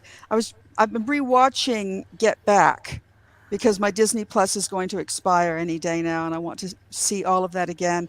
And I was just sort of talking out loud tonight, and I'm like, yeah, it really kind of bums me that Ringo has so little to say. And Bro immediately shot back, he's a listener. I'm like, oh, okay, that figures. Yeah, I like that. He's a Hello, listener. Deej. Well, the jokes are actually Scotty R37's department. No, Give but us I some jokes. can't. Don't put me on the spot. I have can to. I can tell a joke with the next as well as the next person, but most I of the ones I can't. know that are funny are shaggy dogs. You know, they kind of go on a bit. Okay, I'm just getting these prompted off of a psychiatrist at an insane asylum had an innovative idea. Hang on. But you're reading a joke. You're not telling a joke. I know. It's We'll not both the find out same thing. together whether it's funny. It's not the same thing. No, if you can tell me a joke, tell me a joke. If But you're I going am, to read I'm a fucking just- joke, I'm no, like don't do Marlon that. Brando Hey, in Tiger, let him try just Bullshit. one. That's bullshit. You baby that man, and that's bullshit. A psychiatrist at an insane What? asylum had an No, I innovative Thank you. idea to help Thank you his... for laughing. That was a funny joke. Come on, we're riffing. Oh, that was funny. You don't need to tell a joke if you say stuff like that. It's just that he Exactly. started it, and I want to hear the end of it. I need closure on this anecdote. You guys are crazy. A psychiatrist at an insane asylum had an innovative idea to help his patients integrate into society. Okay. Okay. He decided to take them to a baseball game to expose them to a public event. In preparation, he spent several weeks coaching his patients to respond appropriately to specific commands during the game. I feel like it's a long-distance phone call. He was determined to ensure that they would enjoy the experience while behaving well in public. When the day of the game arrived, the doctor and his patients excitedly made their way to the stadium. To his relief, everything seemed to go smoothly from the start. As the national anthem began, the doctor confidently yelled, "Up, nuts!" and the patients obediently stood up. Once the anthem finished, he commanded, "Down, nuts!" and they all sat back down in their seats. Throughout the game, the doctor continued to use his carefully planned commands to guide his patients. When the home team scored a home run, he enthusiastically yelled, "Cheer, nuts!" and the patients burst into applause and cheers. When the umpire made a particularly controversial call against the home team's star player, the doctor shouted, "Boo, nuts!" and the patients joined in booing and catcalling. Feeling comfortable with his patients' responses and behavior, the doctor decided to take a short break. He left his assistant in charge and went to grab a beer and a hot dog. However, when he returned to his seat, he was shocked to find a riot unfolding in their section. Alarmed, he sought out his frazzled assistant to find out what had happened. Upon finding the assistant, the doctor urgently asked, "What in the world happened here?" The assistant, still trying to calm down, replied, "Well, everything was going perfectly fine until a vendor walked by and shouted, 'Peanuts!'" Where's Harvey when you need him? Yeah. Okay, you're right, Tiger. Thank you. Hey, Thank you I just clicked the cue card. Thank you. Thank you. They're not all gold. It was I mean, off if the we're gonna internet. do a I didn't shaggy even dog, write those. I can tell you a shaggy dog. Well, go for it. Shaggy Got to be Dog. better than the nuts. I remember there was a Disney movie, Shaggy DA. That was a good one. You remember that one? Yeah. Oh yeah. Wilby, was Ooh, that his I name? like listening Wilby to the I Shaggy like Dog? listening to the fire crackle. That's neat. Okay, I was wondering if you can hear it. Yeah. Yes. That's beautiful. Nice. Yeah. Yeah. My Yeah, uncle I got was a really- fake one in my room. Let's see if you Yeah. can see it. That's cool. Oh, nice. Oh, those are lovely. yeah. Those are cool. Oh, yeah. Does The it blue does one. it give off heat? Yes, it does. Very It nice. does. Very nice. You on vacation? Uh, Mm. kind of. I go on Working- vacation next week. I'm kind of Working working. vacation. I'm heading to Finland next week. So you're at home. Oh wow. No, I'm in Gatlinburg, Tennessee right now. So you're working. Yes. Ah, that's cool. Well, It's I quite don't a work swanky hard. swanky rental. What is It's no. the It's company that, paying for that? What's that Nice. called? The Not an Extended Airbnb. stay. no.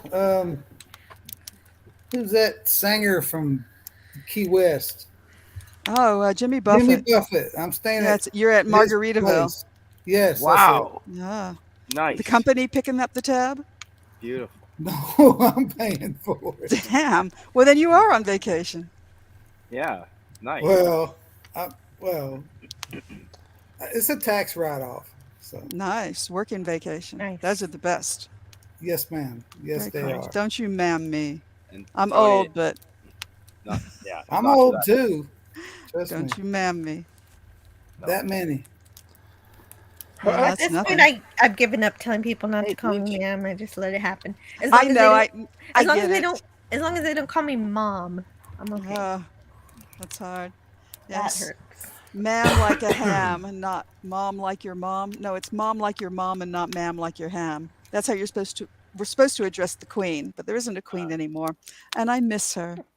Yes. Yes. Oh, No? Do tell, because you Oh, were a hey, subject. Deej in the chat. yeah. Hi, Deej. Good to see you. And we just, I don't know. Queen was cool. But now let's see. I guess we'll see what happens to them now. With the king, we shall Yeah, see. it's just never going to be never- the same. I never thought it would happen. I honestly thought it would skip Charles. I really did. You thought his mom would outlive him? Yeah, I did. Because that's what it would take. Yep, Yeah. I did. Yeah. But yeah, hi Deej, good to see you, man. And I think we have a space, Tony. If you are still there, no, I think Tony popped out. Carla Tony, was knocking on the door for a while. I Yeah. think she said Tony she was gonna feeling pretty good. It seemed take like. off and come back. yeah, I think Tony was feeling real good. I like the hell. He's got a wicked helmet there. That's awesome. Mhm. Yes, Yeah. he does. It's functioning.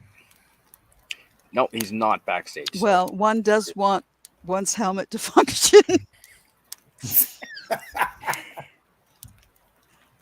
Yes. At least once. Yes. Oh, there we go. Yeah, we'll bring him on. I'm No, I jealous. Oh, don't must know we? whether I love that fire. I don't know whether he bought that or did he have that built, or if he built it himself. But that is an impressive helmet. I like it. Yeah, And- you can't answer that. Don't know. Don't know. Wait, Yes, I have. really? Get him, puppy. Wow. Oh my god! No, look, you've set off Robert my bonnet. Geese? Mm. The geese Ooh. or chickens. It sounds I've like seen a both. movie with that face Geese. before. Sorry, that's just bonnet. It sounded like geese. Canadian geese. They should all be back here by now, though. It's warming up. Like you. Yeah. No offense. Yeah, exactly. Just No, exactly. teasing. It's No, warming not up. but- not to call you a goose. No. That's we're called snowbirds. Yeah, we Yeah.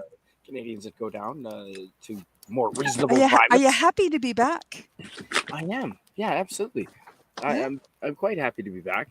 I couldn't tell. I mean, for a while, you were making sounds like you really wanted to stay there, and I'm like, I oh God, did. please! It's so dangerous. I did. No, it's not. It's more It dangerous. is. It is. No. Speaking it of babying, is. I lived Well, it's there for abstract. 6 He is back. months. Where I was the nearest town to me is got 50,000 people in it, and it is much more dangerous than anywhere I lived in Mexico. Mm. Far more dangerous. Mm. Well, And you were always everyone, there's 12 of us that went and lived and spent 6 months in my neighborhood. Half of my town went down there, and we Yeah, all no, I'm agreed. really glad you had people with you.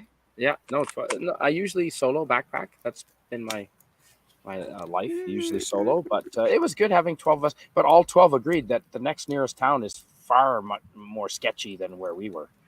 It was family orientated. It was so nice to see so many families everywhere. It was great.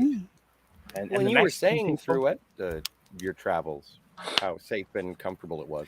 Absolutely, the Mexican people were so friendly, and they're very hospitable, and they're just trying to get by in daily life. Like they don't. It's all fun and games until the cartel shows up. That's the northern part of the country, and I hear what you're saying, and I stayed away. I did not go near the northern part. All right, I was Mexico I'm hearing City things and- about Cancun these days, and if it ain't safe in Cancun, it can't be safe anywhere else. No, I was just there about 3 weeks ago. Me and 3 friends. I don't know And he what to tell died. you. Yeah, no, I didn't know that. For some reason, I had a little bit of the herbal magic with me in my backpack, and on the ferry over to Cozumel, the island of Cozumel, they have drug dogs there, and the dog sat down next to me, and was telling the cop like, yeah, he's got. Don't worry, it's just weed, and he let me go. It was crazy. That's awesome. Oh, honey. Yeah. Wow. I did not know that. So for those of you going over to Cozumel, the island of Cozumel, there are drug dogs on that. It's not an international ferry, but for some reason, I guess because it's so far out there. Yikes. Yeah. It's like New Zealand, how it's Yikes. just a den for. You're too young to remember that drug campaign. If you get busted overseas, you're in for the hassle of your life. Mm-hmm. There's a whole series of them. Are you saying that the dog had different barks and sounds for different types of? I was watching. Oh, they just go straight to. They go straight to it and point. One thing. I'm saying that the dog came right beside me. They get very excited. I've seen drug was, dogs. Yeah, and was right beside He's me. got coffee on him. And the cop patted me on my shoulder and made me, and I understood he wanted me to stop, so I stopped. And the dog walked all around me. He looked up at the cop, and he basically told the cop with his eyes, "It's just weed. He's fine," and let me go. Oh no! And yes, it was a language chill. Like I could see the dog was saying, "It's not cocaine, officer. It's yeah." So yeah, if it was something harder, he would have barked loud and gone crazy. Totally, yeah. It was so no. It was 2 joints. That's all it was. So the dog That's wasn't awesome. concerned. Yeah, but I was yeah. Who knew? Because it's not an international ferry.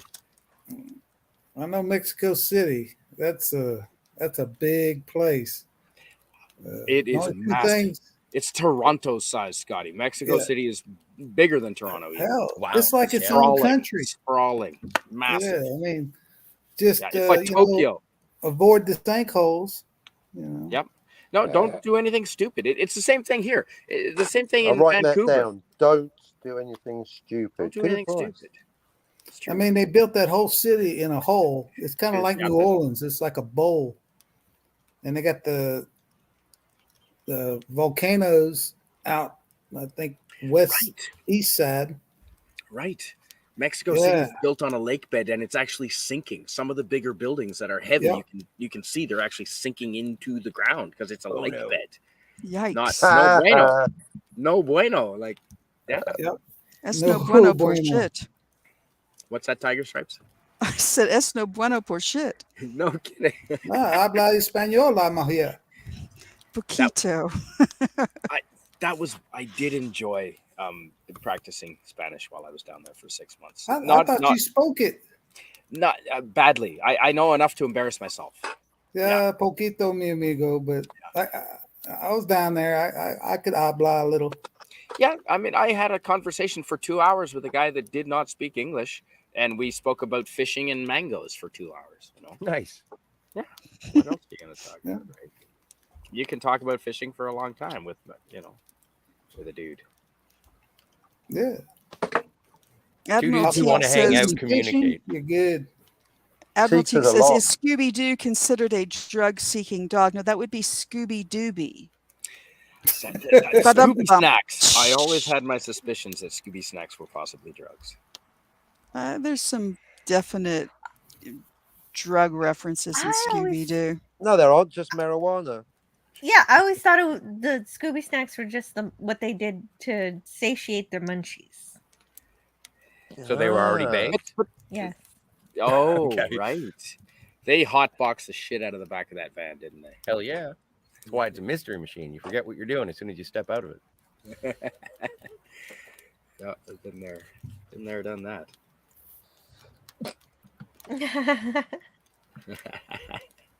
Well, it is just passing 1 for me. I'm going to take a step away because there's got to be thousands of people who are trying to get on this 6 Not a text. single other person, Scotty.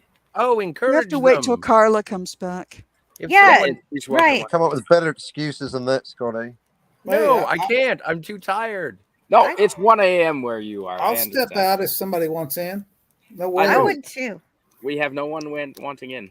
No. All right, then never mind. I'm You staying are all the forever. friends I'm I putting have. on a I have no tent. more friends. It's just Well, you. I'll go ahead and say if there's No somebody more gets in your chat, just let me know and I'll step out. Yeah, ditto. No, don't go anywhere. No, you're fine where you are. Thank you, Disney. Fantastic. So what's happening to Disney now? Holy crap. Serious so stuff much. going on there, right? Wow. I don't know. I'm not keeping What's up. a Disney? Well, Kind of tired of talking about it, really. I mean, we could talk about The Mandalorian and how really disappointing season 3 is. I was going to You say, know?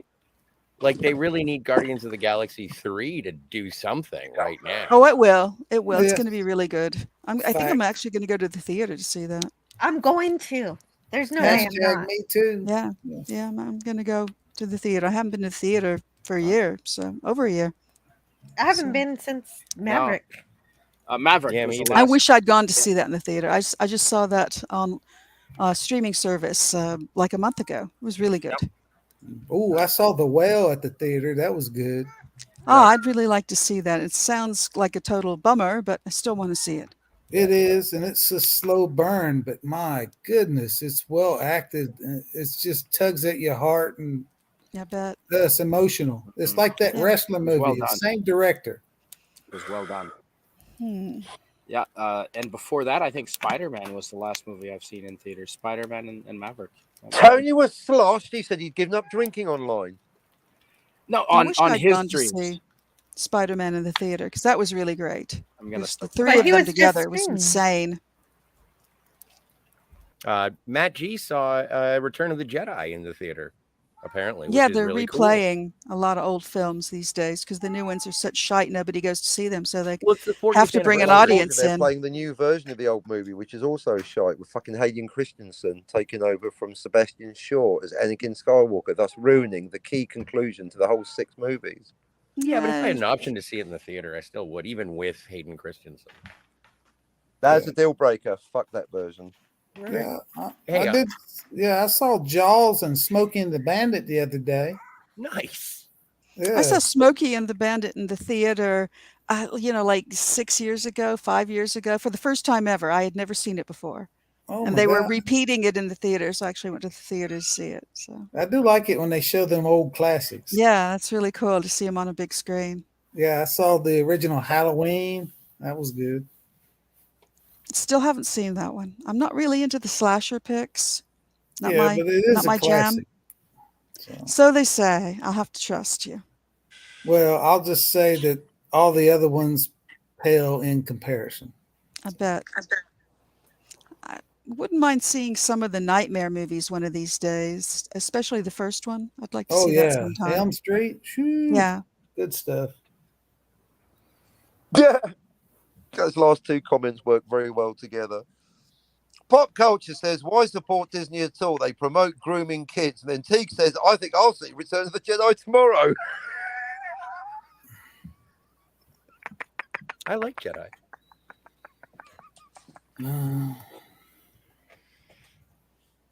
I don't know. To completely give it all up, that means I can no longer watch The Rock, which is technically a Disney movie. So I'll still watch The Rock. That's kind of supporting Disney. I just like Sean Connery. Yeah. I just replied to him in the chat, and I just said, "Look, we're all geeks. We're going to watch it nonetheless." Yeah. Yeah, if I based what I watch on TV on whether or not the people making it have done terrible things, I wouldn't be watching anything at all almost. Oh, yeah. No, you have to separate art from the artist, absolutely. But I do believe when some people say that, well, this just went in a terrible direction, like with the first 2 seasons of Picard, I'm like, okay, I believe you. I don't have to watch that. I just don't have to. Well, You killed the protagonist. It's really funny because now there's a YouTube channel, Major Grin, and he's actually looking at the inconsistencies within the show itself, and so it's just how things just don't jive within its own series, which I think is very entertaining. Yes, and Major Grin is incredible, reviewer and satirist, and he's really funny. Mm-hmm. Well, he knows I his think Star I know. Trek. I think I know what the word major is, but the second word is grin, like a grin, like a Yes. smile. Yes. Okay. I am a big fan of Oral Knots, and Oral Knots took the Obi-Wan series and recut it and put new dialogue on top of it and made it a series about a player named Larry, and it is hilarious. And I feel like I don't need to see Obi-Wan at all because I've seen Larry, which is just, I think, it's going to be Knots are superior. awesome. So funny. Yeah, the Oral Knots are pretty good. There's this there's this guy who does reviews of The Mandalorian and like the Disney Plus Star Wars stuff, and it's they deep fake Charlie Hopkinson. Yeah, him. Yeah, he's wonderful. He's the he, best. They was do just the watching reviews, him tonight. All three, you get Obi-Wan and Qui-Gon and a regrown Anakin from a hand in a back-to-back. It's entertaining, and they just sort of sit there in character, take down the episodes. It's lighthearted and fun. Oh, it's incredible. Lizzo? He really nails the voices, and then when you put the deep fake face on top of it, it's just the total package. It's so good. He also does all of the characters in Lord of the Rings and has them reviewing things ring related. He's just wonderful. He's really talented, and he's clearly riffing a lot of the time. Maybe he's writing out a script, but he's fab. Nice. Love him. But I don't think I've seen. I know the Oral Knots, but I don't think I've seen Obi-Wan Larry. So I will use my fingers to type. Yeah, Larry. It's too good. I mean, it's multi-episodic too. There's like a whole story unfolding there. What's our favorite line? Now, see, you've upset Shroom Boy. I tried to watch Obi-Wan, but I couldn't get past the first 2 episodes. I'm not even going to try. I believe. I believe. And then I just watched like clips, like other people ripping on it. Yeah. Oh, that's the Star Wars. Did you get any presents at all today? A box of socks. I did. I got a box. Yes, Scotty, you heard me earlier. I got a box, and I thought it was like an Enterprise. I thought it was like a Starship model because it was in a box. I was making a joke with my mom, and she said, "Oh yeah, it's on the way," and I thought it really was, and it was a box of socks. Which socks it's like are the cool. first day of Hanukkah for your birthday. That's so sad. No, but then I had a friend pop by with a very expensive bottle of tequila and shared some shots with me there. Well, that's nice. So that was lovely. And I bought myself a Don 12 gauge. No, it wasn't. It was not a brand that I can remember. It was not one of the not one. No, it was a. That's how good it is. Yeah, it was a specialist brand. It's not one of the big ones. No. And I generally stay away from hard drugs like alcohol, but if I am going to do hard drugs like alcohol, make mine a tequila. I'm not a tequila person at all. 28%. Great, all the more for me, Tiger. Indeed. 28%, and I grew fond of tequila. We found a couple brands that didn't give us a hangover in the morning, and they were only 28%, so not too strong. And no, they were lovely. It was good. You should enjoy them. Yeah. And then they tasted, I enjoyed the taste of it. The tequilas that make you have the gag reflex, I'm not really into that. No, thank you. Not That's yet. true of all of them for me. So Yes. just I fear. Oh, hey, That's Southern Bill. comfort for me. Oh, I just made myself throw up in my mouth. a little bit. Mhm. No, it was. Oh shit! I probably tasted over 24 tequilas in Mexico while I was there, and Wow. What? most of them. No, wait. That's just not possible. I believe you. I Isn't it don't. possible? Oh, well, come on, anti-derivative Jill. You're our math person. I mean, don't. it's 2,000 divided by how many days was he there? 90? So how many is that a day? I didn't He say said a 2,000. dozen. 2 dozen. Oh, okay. Not I thought you 2,000. said 2,000. Oh my god! Wow, I'm not that kind of an alcoholic. You know Holy what? shit! I need a drink. I'm gonna I go didn't get bat an one. eyelid. Shall I tip out and let somebody else in while I go get a drink? No, we have no one waiting. You're Oh, welcome great. to Well, then stay. I'll We just have go no get one. one. But I'd BRB. like to welcome Jones Almost Fair. Hi. Hello. It's Joe's atmosphere. How you doing, guys? Joe's Atmosphere. Almost Fair. Sorry. Almost Fair. So, yeah, Atmosphere. Got it. Ahoy. Yeah. I'm in How the you guys dark. doing? I'm literally in the dark trying to stare at the screen with a light shining. I see that, man. You got a good fire going. That's great. Hey, yeah, and I managed to not light the neighborhood on fire, so that's good. That's kick-ass. Yeah, I went and saw Return of Jedi tonight, man, and that is fun to revisit, man. Because I had just graduated high school when that movie came out.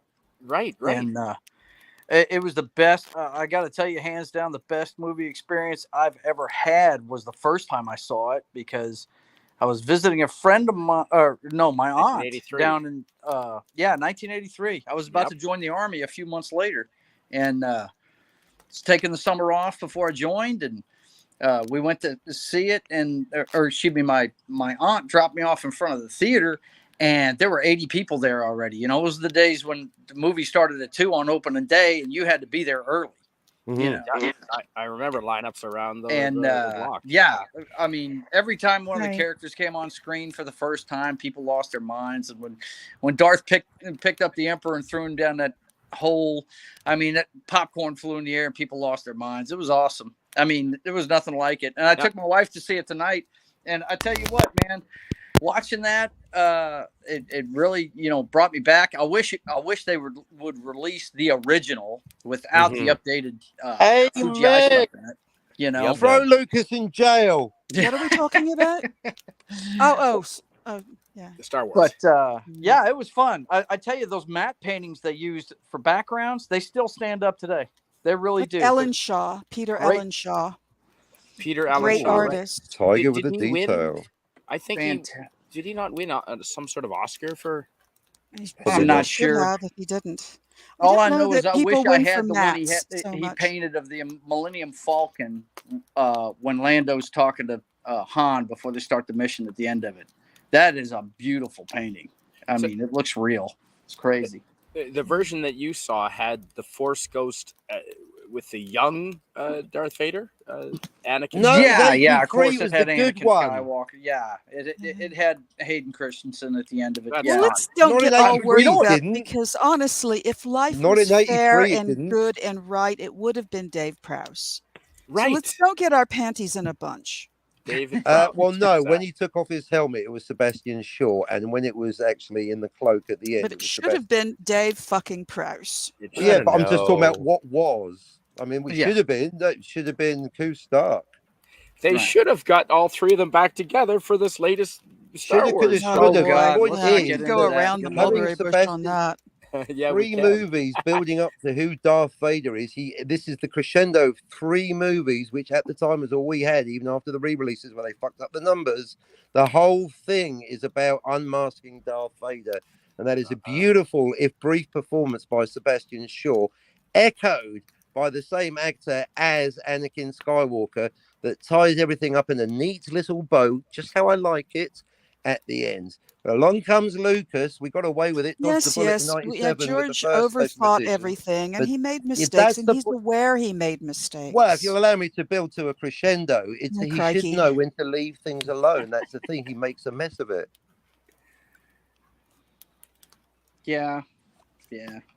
But to go see these old movies. I see to go see these older movies, like you see the comment there I left. I took my daughter to go see Jaws, and that movie scared the hell out of her, and she'd seen it before. Right? Oh, We right. walked out of the theater. Oh, She that's was a like, "My scary God, ass that's a movie. lot scarier." In a You're theater. darn right it is. Yep. No, that's yeah. Every time, man, when you go in the water, you know that movie, Right? That Oh, music, yes. the music. Every time. Well, Yeah. While you were in Mexico, Canadian Spider-Man, some Mhm. little boy got bit bad by a shark in Cancun. You know, like on the beach of the luxury resort. Oh no way! Got bit. Oh, national news. Bit bad. Wow, I think he survived. You know, he's very I would think chipper so. about it. You know how kids are. Yeah, my youngest brother lives in Western Australia, and they've had some shark attacks there this last winter. But still, more Canadians die of the cold than shark attacks in Oh, Australia. believe it or sure. not. Yeah. I mean, So well, you get you're it's in all. Canada after Oh all. yeah, the chances of getting attacked by a shark are like getting struck by lightning. It's Yeah. it's Thankfully, very that rare. would be horrible. Mhm. That Yep. would be horrible. It's not a way. I did think of it because when I was in Mexico, Tiger Stripes, I did Sure. try to swim, to try and work off all the tacos and cheese. I tried to swim 1 kilometer or 2 a day, and I was out there. Sometimes I'd be out way out there, and I that thought came across. Like, Oh, honey, there are if the sharks. sharks don't get you, the saltwater crocodiles will. That's the other thing. There were crocodiles in that area. Yeah. Good And there were, God. yep. But so far, I came back. We with got it. we got all gators your down here fingers in and toes. Louisiana. That's what Yeah, we I got. know. I Big wouldn't want to ones, live big anywhere ones. where you could wake up and walk out on the lawn in the morning and there'd be a giant, massive alligator. Yeah, well, I we got can't cope with bears. that. I think I'd rather have an alligator than a bear. Oh, no. No, I'll take a bear any day. They're fast. All wildlife is fast. All wildlife is I was fixing to say terrifyingly gators are pretty fast. fast too, bro. I'm They're sorry? faster than you think. I said gators are pretty fast too. For a Yeah, few no, seconds. I'm not arguing that point. No, I was. Yeah. Yeah. No, Oh no, I've seen them. They're completely still until they start to move, until they decide they want to eat you. Yeah, And they right. are terrifyingly fast. But all wildlife is like that when it's striking. It's so fast you can't see it come at you. All you know is you're just suddenly missing an arm. Right. Yes. Yeah. Like No Jurassic Park. It's true. Yep. I was helping a friend. He ran an emu farm, and we were giving some couple Emu, kick yeah, your emus. guts out Yeah. with half a And chance. he got kicked, and I saw it, and my buddy saw it. We saw him get kicked once. The next day, he had 3 distinct bruises on his. He got kicked 3 times. We only saw the one. It was Lucky. so fast. Oh yeah, no, he could have broken his ribs. Absolutely, yeah. Well, I did hear that emus won in a war against the Australians, so it makes sense. Oh, dude, I saw an Did emu. they and it was really? terrifying. And They're they are dinosaurs basically. Emus. They're delicious. They're though. Emu dinosaurs. sausage. I'm going to trade with Stephen Ransom. Okay, Scotty. Thank you for being here. Good night. Oh, my Scotty. pleasure. And I'll see you guys in the future. Yeah, it's. Oh my goodness, it's 1:30 where you are. It's cool. I I'm an didn't say adult my male. rabbits. Oh, rabbit. Damn it. Yeah. Happy didn't say birthday. my I'll see you in the rabbits. future. Bye, Thank everybody. you. See you. Bye. Thanks for being here. Oh, Thank Scotty you, Brad. going. I'm going too. Bye. Oh, Goodbye. okay. Good All right. night. There we go. And welcome, Stephen Ransom. Hi. Hey, Hello. Sorry to keep you waiting there. Oh, please. No. And that was extremely generous of Scotty to bump off And last time and absolutely. this time, by the way. And thank you to Fantastic. Scotty and thank you to Captain for being here. Thank you very much. Cheers. Right. Yes, cheers, gentlemen, ladies. Cheers. Indeed. Yes, it's a birthday. Woohoo. Thank you. Yes, it is. Mhm. And Jill, it's quite So late is- where you are. Is your You're- birthday on the Yes. 1st? No, my birthday's April 30th. Ah. Today, yeah. And Scotty actually read other famous people who share a birthday with me today. And I forget almost all of those people. Galecki, what's his name? Johnny Galecki? Johnny Galecki is his birthday is also today as Ah. well. And I know the You kind of look a little like Johnny Galecki. a little bit, yeah. He's Yeah. he's a bit yeah, a little bit, yeah. Yeah, there's a resemblance. And when I was in Vietnam, I think was it Ho Chi Minh? I think Ho Chi Minh also had I learned that he had a birthday the same as mine. I celebrated my 33rd birthday there. I'm pretty sure Ho Chi Minh has also April 30th. But yeah, no one else I know of. Nope. But yeah, thank you. I appreciate you guys being here. I'm just gonna stoke up the fire here. Get a little bit more light going on here. Yes. Just if you wouldn't mind, just for a second. And I'll mention here, to no one's enjoyment, that I absolutely adore the television series The Marvelous Mrs. Maisel. This is the last season of it that's playing currently on Prime. So I'm watching that, which comes out every Friday, and then I'm rewatching the whole series, and it's just the best. What's And it no about? one- I've heard about it, but I don't know what it's about. It's a period piece. It takes place in the late Oh. 50s, early 60s, very early 60s, mostly the late 50s. And it's about a woman who becomes a comedian. So she's kind of, breaking the mold, because there were a lot of sexual stereotypes then, which they play with in the Right. context of the Thank you, show. And the whole show is a love letter to New York City. They filmed it in New York in a studio there. And the cinematography and the costumes, everything's movie quality. So it's just gorgeous to watch.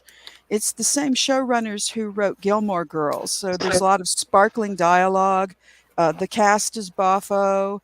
I would love to tell you some of the details to kind of try to suck you in, but you should What's watch. a boffo? Well, Foxy and I are always looking for something to, pass the time with when we're relaxing. And we just got done revisiting True Blood. I for watched the that. second time. And, I watched that. It wasn't as she's good a big as the fan Books. of that one. It Well, wasn't as good as it's the written Books. by a lady that lives just north of us in Arkansas. We're in the I love- Shreveport area. I love the books. Yeah, we're in the Shreveport area where Fantasia is supposed to be. So yeah, we're big fans of that series. And That is a good series. I mean, they did a good job of it.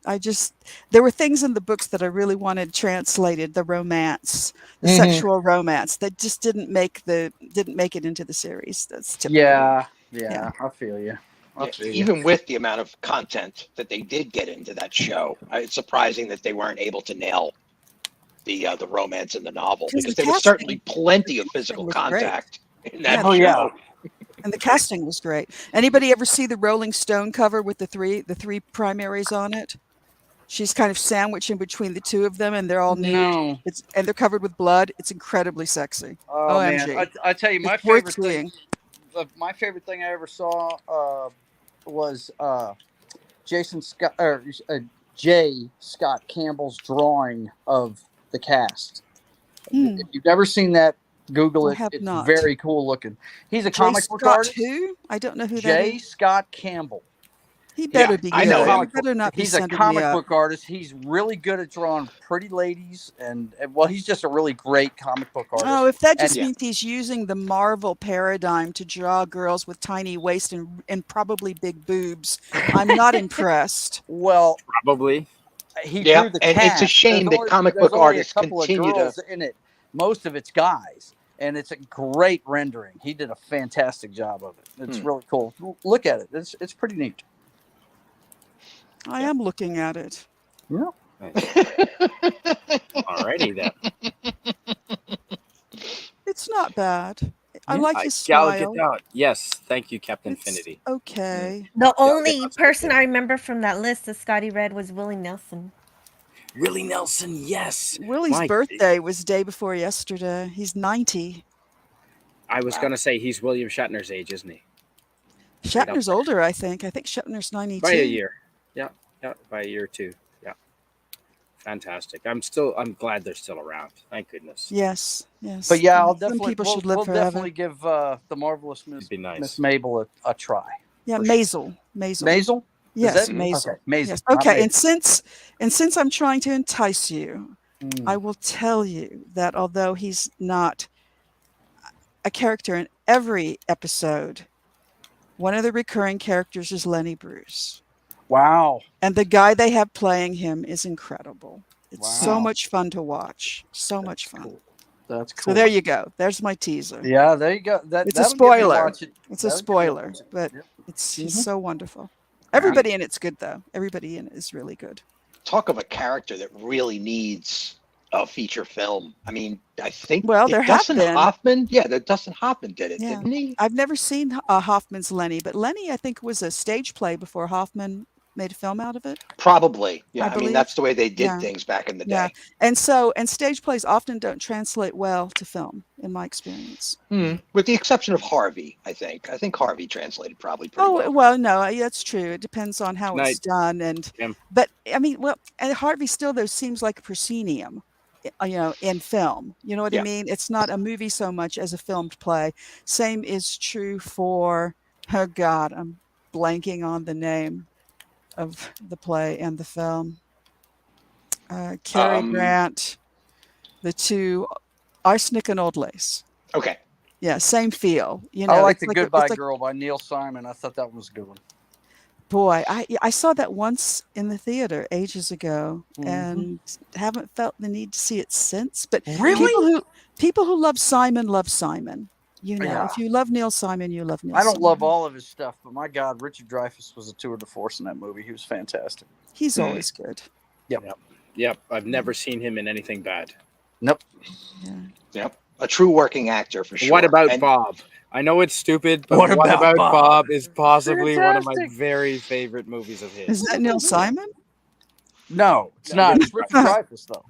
Yeah. And Bill Murray. I know it's Bill Murray. I didn't realize it was Dreyfuss. Oh yeah, Haven't seen that one. He plays way outside of type on that. One of his best roles. One of his best roles. God. I'm sailing. He's tied to the mast. I'm sailing. Yes, I love it. Absolutely. Oh my God. No, I'm pretty sure that film got him Holland's Opus. Really? Because Mr. Holland's Opus is dynamite, man. Yeah. That is something else. Because they just didn't think he could be that loose until they saw him in that. Is that what got? I don't know. Who knows? You think about how some of these actors wind up having to do certain roles to break outside of their type. Like Bill Murray is a perfect example. It took him a long time to break out of the SNL gag. And then he finally found his home in this witty, dry sarcasm that he's perfected to an art. Groundhog Day. Yeah, exactly. Yeah. Yeah, no, I mean, I'm even talking about Aquatic Life and other features like that where he's Aquatic Life is Wes Anderson, right? And that's all a particular ilk of its own. Yeah, that's its own genre almost. I'm watching Little Shop of Horrors for the first time, the '86 one. Which one? Bill Murray's in there. Jack Nicholson or the musical? The musical. Okay. And have Bill Murray. Have you seen the original? No, I haven't, but Bill Murray is in it, and he's really funny. It's a Roger Corman 50s horror movie. To a sadist. Yes. The Nicholson played that role in the original. Yep. Or did he? I can't remember if he did. I think that's correct. I think he was the Rick Moranis role in that one. Yeah. Has anyone heard of Rick Moranis since he got pushed into that building in New York City? I think he's still all right. Did he recovered? I believe he recovered. Yeah. Okay, good. Yeah, because that was brutal. I mean, he's that was pretty very old. bad. Yeah. He's in his 70s, I believe. I don't really. It's a good question. I haven't really followed up with it. Yeah, he's older. He's older. I wonder if he's gonna make an appearance in the next Ghostbusters movie. They're making a 4. No, I did not know that. Oh yes. Yeah. What? It's coming out in December. Yes. Wow, this December? And it's going to be back in New York, and they're going to have the uniforms in the firehouse and everything. I'm excited. I hope so. I hope so.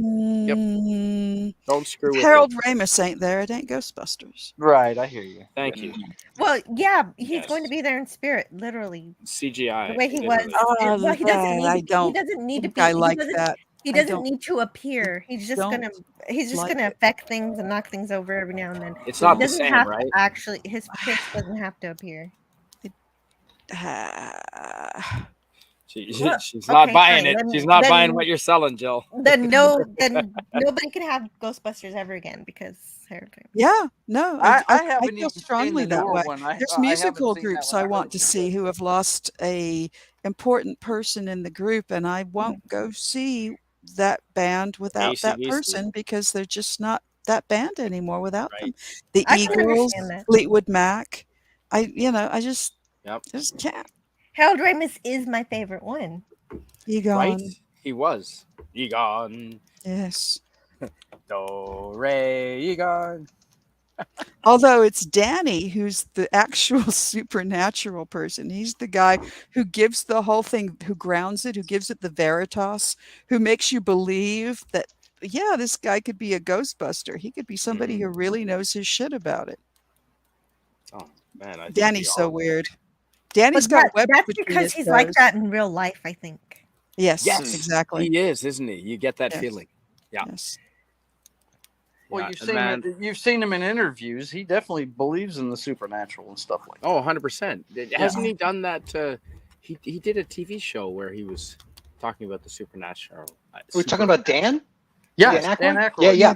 Oh, yeah. Yeah, he is noted. It's like it's on record that you could literally ask him any question about UFOs and the UFO conspiracies, Oh, and yeah. he No, goes right he's to the heart of learned. the iceberg in a He's heartbeat. He's learned it. amazing. Yep. He knows all the names, all Well, the and people. like He's met photographic them. memory or He's something been too. to the He's citing conventions. dates and times. It's It's crazy. uncanny. It's uncanny. Yeah. Mhm. Yeah, he would, and that's what it was supposed to be. It was Dan Aykroyd and John Belushi were working on this esoteric, police squad or something, Mhm. and it evolved into Ghostbusters post mortem with John Belushi. Yeah. And that's basically where the whole thing came from. It was a lot of those guys back in the day if you were into the theater and the arts, you were always going to invest a little bit of thought into the esoteric and magic. It was just part of the dialogue in those days. Yeah. At least I think so. I think you need a very special group of people to pull something like that off and to write that kind of script. Mm-hmm. That's the thing that makes the magic. Mm-hmm. Yeah. Yeah. Yeah. Like, you look at it, you can miss it real quick if you're not watching for it, but Harlan Ellison, as a consulting writer for Babylon 5, made that show work. Because he knew his stuff. Harlan acted on the show as well. Yes, he did. Yes, he did. But I do regret deeply, I wasn't aware at the time the show was being made that Harlan was working on it.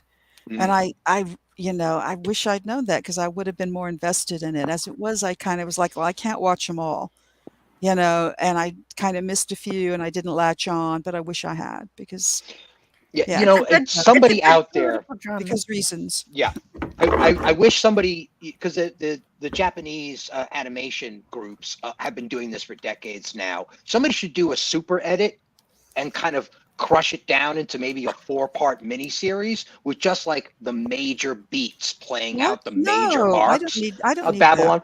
I just think something like that would be sold. Well, as a precursor. I'll watch it someday. I've seen season 1. I got to keep going. Yeah, There's a couple because good they ones changed captains, and that first captain really didn't hit it right, and that's why. Well, that's why I think they recast it. It was also because of a physical tragedy going on in the person's life as well. That was. I think I heard something about that too. Yeah. Yeah. But they fit it into the beats of the story. The whole thing took off. It really elevated, raised the whole tone of the show. Yeah.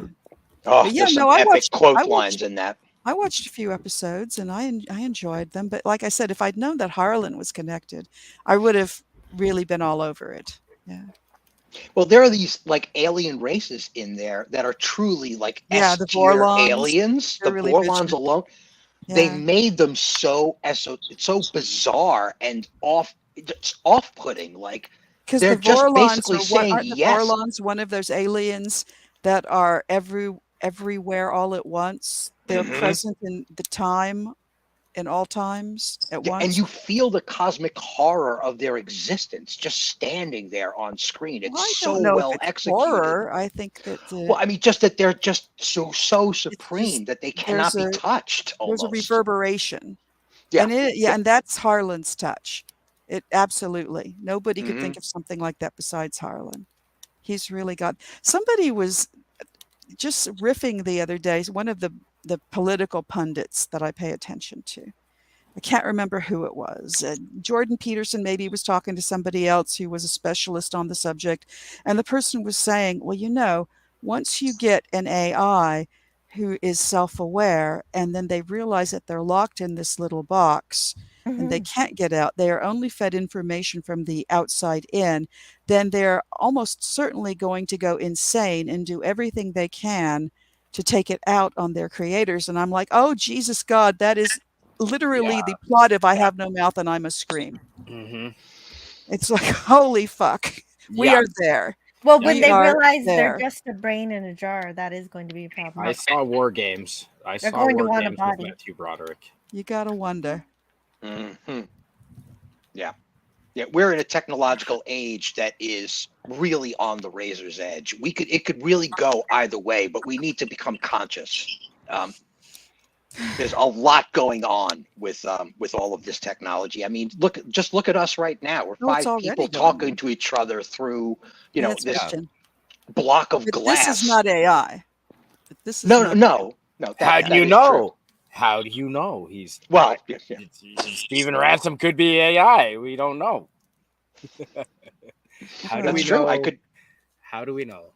We don't. And it's and I've been on channels where this discussion was with AIs. They can't do it yet. Not yet. Well, they can't do it within the simulation we're currently experiencing. But the simulation we're currently experiencing, they'll ever be able to do it. It's like, did you see any of those new episodes of X-Files that they made a few years back? Oh God, they were wonderful. They were all really good, but some of them were wonderful. Okay, then I won't spoil it for you. Don't. I gave Joel, what was Files whenever they made that second movie. Oh my God, that was horrible. You need to watch this revisit that they made again, like 5 years ago. Yeah, it was one of those short seasons, so there's maybe 12 episodes, so it's not a terrible commitment. Some of them were, they were all good, but some of them were incredible. Just incredible. That's good. Nice. Okay.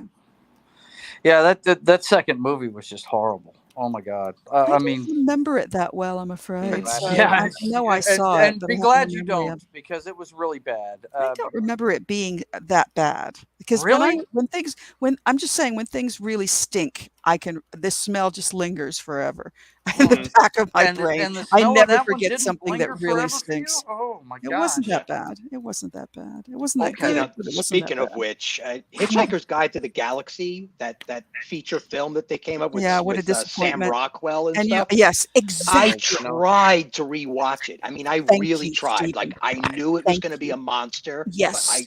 But I couldn't get 15 minutes in. I was like, movie. He ruined it's so bad. Our movie. A beautiful story, an incredible screenplay. He ruined it. And you know how he ruined it? Because he decided to do an impression of George W. Bush for one of the best characters that science fiction comedy has ever written. What a fuckhead. Well, it's even the staging and the blocking. Nobody seemed like they were performing their characters. I mean, I get that Sam was a problem, but there was so many other things going on. He dragged that whole thing down. Carla, can we get Carla in here? We got a spot. I just fell in love with Hitchhikers by listening to the radio drama. Yes, and that's perfect, because that's how it's intended to be experienced. Perfect show. It's really not meant to be visual. It's meant to be auditory. The picture should be in your mind when you hear the radio play, because that's how it was originally written. Yeah. But the miniseries was good too, I think. It was as good as it could have been, given the technology of the time. Yeah. I like the imagery of the improbable drive. Yeah, the improbability drive was they didn't. It's better than a spore drive from friggin' mushrooms. What's the what's the character's name? Is it Jillian? Trillion. Yes. They didn't nail her for me. They've never nailed her for me the way they did in the radio. In the radio, she's perfect, and nobody else really gets it. No, the radio has me in stitches every time I listen to it. Oh, it's really, really good. Yeah. Everybody in it is classically trained. They're just chef's kiss. they all seemed interested in the material as opposed to I'm going to perform now, roll camera. I'm going to perform again, roll camera. I mean, that's what every single shot felt like. They were just performing to the camera as opposed to acting. You know, it's that has to be the direction. I don't know who directed that. Somebody famous, I think. It wasn't good. It was so bad. They were all fans that should have just gone to see the movie. No, they when it was weren't fans. properly I don't done. think Who anybody knows? in that cast gave a shit about that as a piece of literature. I don't think anybody really understood what they were doing in that film. Alan Rickman did his best. Didn't get it. Well, Alan Rickman. Yeah. Google had a Google drawing of him today on their website, and it doesn't even do it serve. You have to click on it in order to see the animation. It's ever so slightly animated. He purses his lips and raises an eyebrow. It's very well done. Rickman? Yes. Sounds good. Yes. I saw a picture of him somewhere. I don't know if Google it was on Facebook today. or Twitter. Google it was split in half. Google one side today. Okay. Hello, Carla. Hi. Happy birthday. Why, thank you. Happy birthday. From far, far away. All the way in New Zealand. Well, have you been sung to? Do you we're want to both be around the sung to? Pacific. Yes. Sorry, what was that? Oh, I was wondering if CSM wanted to be sung to. Ooh. It's not necessary, but I yes. Shall I start us? Can we all join in? Thank you. Happy birthday to you. Happy birthday to you. Happy birthday, Canadian Spider-Man. Happy birthday to you. Hey, are we allowed to sing And that on many YouTube? more. Yeah. On Channel 4. Yeah, we give it a count of 5 and 1, 2, 3, 4, 5. We didn't get shut down. We're good to go. Oh. Oh no! Happy birthday is in the public domain. Yes, I believe it is. Yeah, the algorithm might not be familiar with that, and they may shut us down anyway. I've seen that happen. Yeah, I'm not concerned about getting monetized. I will never be monetized. I do. We sing all kinds of songs on Jedi Bill's stream. We don't get shut down. No, that's right. Yeah, because we're singing them ourselves, I guess. Yeah, maybe. Yeah, that's really that might weird to me. demonetize you. It might demonetize you. Because DVB, formerly known as Citizen 333, would do a radio show, and he got shut down all the time. Right. Yep. Hmm. Yeah, I've been on streams. I'm gonna drop out, guys. So somebody else can duck in here. You guys take it easy, and I will Thank you for being here. Oh, always, man. It's always a pleasure to see you, Canadian Spider-Man. Yeah, Take care of yourself, man. You're welcome. All right. Bye. Talk to you later. Thanks for being here. Cheers, Sheeta. Good night. So, Canadian Spider-Man. Yes. What have you enjoyed lately? What is it? What have you seen or read or viewed or looked through that really appealed to you? Well, I recently watched Porco Rosso. Oh. And it was good. Yeah. It was a bit odd. It was a cartoon, obviously, and but it wasn't like any cartoon I've seen before. And I've seen My Neighbor Totoro, so but this was a different movie altogether. No, and I enjoyed it. Yeah, it was good. Yeah. And anything, any World War II or World War I fighter airplanes. I mean, you've got my attention right there. Right. Yeah, and Miyazaki was strict about the authenticity of those aircraft too, which is really what sells the whole world. The whole world is so well rendered and so well grounded that this guy being a pig is the only thing that's really off. And after a while, you just everything else, accept it. it's normal, right? Yeah. Yeah, no, it took me about maybe 10 minutes and then I was trapped. Yeah, like, you're in. Okay, the pilot's a pig. Okay. Yeah. Well, once those little girls basically took over the pirate ship, they tried to kidnap those little girls and they basically took over the pirate ship on them. And they're like, girls, please stop wandering around. They had no control whatsoever. Zero control. Like, we're good to go. Yeah. No, that was fantastic. So yeah, that's what I really don't watch movies. Like I said, 2 movies in the last couple of years, and I don't have a TV hook. My TV in the room there is hooked up to Space Invaders, so I don't. Yeah, You don't want a TV? I don't watch TV, so nothing. Yeah, No, but you don't want a TV, is what I said. No, I don't want. No, there's nothing Okay. on there that I. No, not watch. You don't want a TV? No. Okay. Not really. Other than playing something to play. Why are you selling one, Tiger Stripes? No, It sounded like it, didn't it? I'm just sort of amazed by people who don't want that capability. Like for me, I don't watch a lot of TV because there's very little on broadcast that intrigues me. However, I have a Roku, and the world is at my fingertips, including YouTube, which is much more fun to watch on a big screen than on the computer. So, what is a Roku? Oh, it's like a little hockey puck. Also like a Fire Stick. It's a device that you can plug into your television, and it will pick up the signal from my hotspot. So it has to be connected to a streaming service, and then you can stream stuff on it. So it's a platform. Does that make sense? I barely know what I'm talking about. Yes, It's it like has a game applications console on for it. TV channels, basically. Yeah, you can have Netflix and Amazon Prime and all the different kinds of things, And it's extremely inexpensive. You pay for the Roku. You've already got your streaming, platform because you have a hotspot or an internet connection, and the Roku, does the in-betweener. And there's a lot of free content. It's a blast. But the Roku used to be so much cooler. It's still good, but it used to be way more awesome because you could create your own channels. Anybody could make a channel, and you could put it on there, and they would have their official channel lists that were approved, and then they had their private channels, and those private channels are the ones that anybody could make, and all you have to do is give them your code, what code to put in. But I guess people started abusing it, and they had to take it down. I'm impressed you know all that, Jill. That's all new to me. It's interesting. Well, you missed the boat. Sorry. Well, I think I missed the heyday of YouTube too, but I mean, I'm still trying to work on getting my own channel going. And then, like I really thought I was going to review Mandalorian season 3, and I was on a roll, and I had my screenshots, and I had some copy written, and I was ready to download an editing program. And then my world went to shit.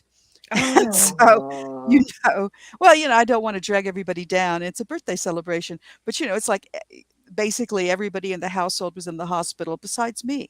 So I was extremely stressful, and then I didn't get my stuff done, because because you have to take care of all these people that you love, but it's exhausting. Oh my God. Do something for yourself. Yeah, and YouTube is a very time-intensive hobby, whether you're preparing for live streams or editing videos. Yeah, it really is. And I think I would enjoy doing it, but it's definitely time intensive. And I'm going to put my hand up and wave at you, because when the Orville gets another season, I hope you will include me in your review process. That would be amazing. Yes. I would love for you to join me for Orville reviews. Yes, please, because I the think more that'll of this happen. dreck I keep seeing, I believe it's going to happen. The more I loved season 3, even though I didn't really love it to begin You know what with. I loved best But about it's it? What I growing loved best on about it me. is that even the controversial episodes, you saw people out there arguing on both sides of the argument, saying it's pro this, and somebody would say, no, it's anti that. Just like Star Trek. Yeah. Star Trek used to be like that. Exactly. Right. Even if I didn't really agree with the message that I believed the episode was pushing, those were conversations that were worth having, like Star Trek had. Yes. Yes. Yeah, that's what I loved about Black Mirror. I really thought that was going to kick off a new voice in science fiction. We were finally going to get the anthologies our generation deserved. We would watch anthology in real time as opposed to in syndication with Outer Limits and Twilight Zone and such. I was really looking forward to it, and it was so good. It was just so pricelessly good. It had that same almost I need to step away from this show for a little while because my brain is just overwhelmed. See, and I really hate Dark Mirror. Black Mirror? Dark Mirror? Black Mirror. Black Mirror? I really love it. I really hate it. What did you hate about it? I'm curious. Let's know. Let's do it. it makes me feel like a partner in crime. It makes me feel culpable. It makes me feel guilty for watching it. It makes me Was feel it a like bit vicarious or something? it's nihilistic. I'm not a nihilistic Oh. person. It makes me Mhm. feel like a piece of shit for Oh. watching it. And I did do that one where you have to actually click like a choose your own story. Oh yeah, I did that one several times. But even the very first episode, I mean, I think it was the very first one where somebody's got to F a pig in Oh order yeah, to that one Yes. was the a only one bomb that from I didn't exploding. like. Well, it was so nasty. And it's Yeah, like, I didn't like I that one. feel like I'm encouraging that kind of Wow. horrible viewpoint of the world by indulging in watching something like that. So I watched a few. The one that's the Star Trek riff was Yeah. pretty interesting. That one I Mhm. liked. It was still kind of weird, but I mean, I really loved the actor in that. I can't think of his name at the moment. He was originally in Friday Night Lights as a very young man, and I really love his work. He's married. He's not married. They have babies. He needs to marry that girl. He's Kirsten Dunst's partner, and those kids Oh need Okay. to yeah. get hitched. But I can't think of his name off the top of my head. But I Gaffigan? adore Is it him. Gaffigan? Something Gaffigan? No, that's Jim Gaffigan. Oh. You're thinking of the comedian, but I should just go look it up. But so that's exactly what I mean about why it was such a fantastic voice opening up in science fiction. It was so provocative that you actually had a gut reaction, like you had a conscious, compass, ethical compass driven reaction to the show. It was that biting to you, right, intellectually, that you were just like, well, hold on a second, I'm participating in this thing. It's like Yes, it Jesse wasn't something Plemons. you could just That's the pass person's off. name I'm It was trying to think like, of. no, Jesse I'm Plemons. making a serious move even watching this show. Like, that's how potent the material was. And mind you, that Yeah. episode with the political thing, with like the guy had a, there was all Yeah. that, online stuff with the Yeah. the British government and such. Mhm. Yeah, it was the That was one of PM. the first. That show, I think it was that episode where they introduced us to a radio person, a TV personality that was a teddy bear, right, or something like that. I don't remember that. No. But there was an episode in there, and it was the first time I had ever seen it. This person was becoming an overnight sensation, but they were represented by a stuffed animal on screen. And eventually, this person, these guys behind the scenes in politics were like, we're going to have to get this teddy bear to run for president or something like that. And I was like, this is so precedent. It's like insane how precedent this is, because we're now witnessing a world where cartoon characters are driving the political discussion. It's Well, you madness. mentioned yes, Jill. Carla, somebody said and. No, I didn't. Oh, okay. No, I was muted, so it couldn't have been me. Oh, okay. Maybe it was me. Maybe I'm hearing. But the thing is, with reverberate science through time. fiction, it's an easier road to take the dystopian route, and that is what Black Mirror did. But at least it did it in such a way that really examined what technologies we have today and how it could affect us. Yeah, how it does the affect past. us. Yeah. Yes. No, I saw a meme. Again, this is political. CSM. Just today or yesterday, it's a screenshot of Rod Serling, and then it's got the text over it like any good really good meme does. And it says, imagine a world in which an Alzheimer's patient and a whore are in charge of the government. Oh my God. Yes. Well, hey, it's better than Trudeau. Well, I didn't really know about that. You hear his voice ringing, because his photo was right? there. Imagine a world. I'll take a retarded chimpanzee over Trudeau. Does Kamala Harris have an OnlyFans? What's going on? What I've never heard about this. Oh, story. really? Are you No, I don't know. I'm not going to Google that. No, I'm just asking why people think I'm not she's... making the shit up. You want to know it? Sure. Okay. Her political rise was in San Francisco. She was the mistress of married Mayor Willie Brown. And Willie put her in place, brought her up, raised her up. And as Willie said in an interview, once she actually became the district attorney for the city of San Francisco, she threw me under the bus. Uh-huh. So Okay, thank you. Yeah, yes, okay, so she there's got where she more. wanted to be and There's then threw it away. more No, too, but that's but enough. That's yes. enough. Thank you. All right. Yeah. Yeah, she did what she thought she had to do to be where she is. Crazy. Yeah, that is, I'd say what she said is accurate. Yeah. I mean, I this hear is she all had a documented. she had a This she had a is not a secret. This is not gossip. This is all Right. out in the open. Right. She had a tattoo removed from her lower back that said something along the lines of "groomed by Willie," I think. Wow. Better than Jesting. Mickey, I guess. It's just the whole situation has become so absurd that we're like literally living in an episode of Laugh-In that forgot it was a comedy. No, it's good night to Raquel. She's going to bed now. Raquel. Oh, Hi, hey, Raquel. Raquel. She sang happy birthday to you. Oh, thank you. Aw. Thank you, Raquel. Yeah, it's good to see her.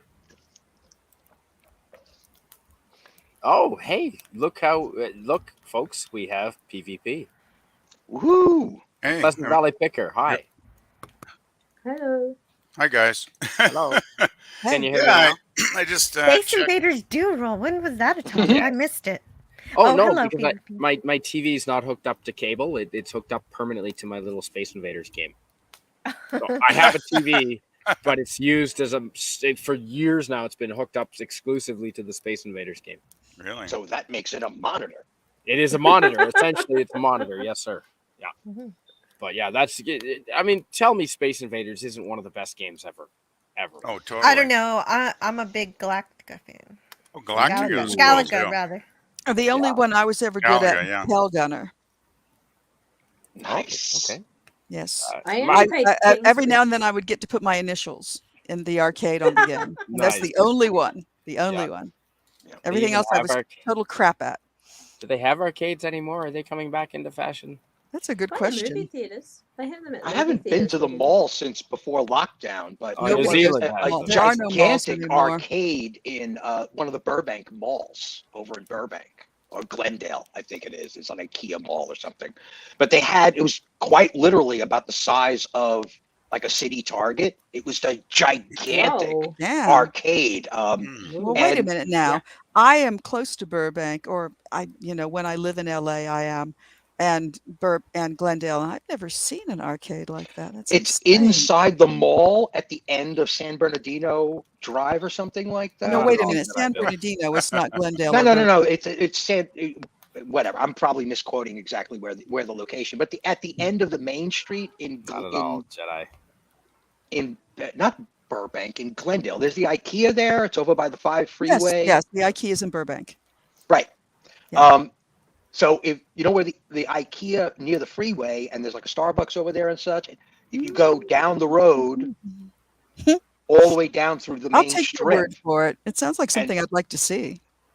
I don't even know if it's there anymore. I mean, lockdown may have totally destroyed And them. I for know all there's I like a know. monster game where you actually get to shoot a gun. There's actual physical prop you can hold in your hand while you're playing the arcade game, and you can and I loved that, but I never get very far in it. It's so expensive because it's a massive screen, and it's like a haunted house. You're shooting monsters and spooks and giants, and I only ever make it like about 20 minutes into that game, and then it kills me.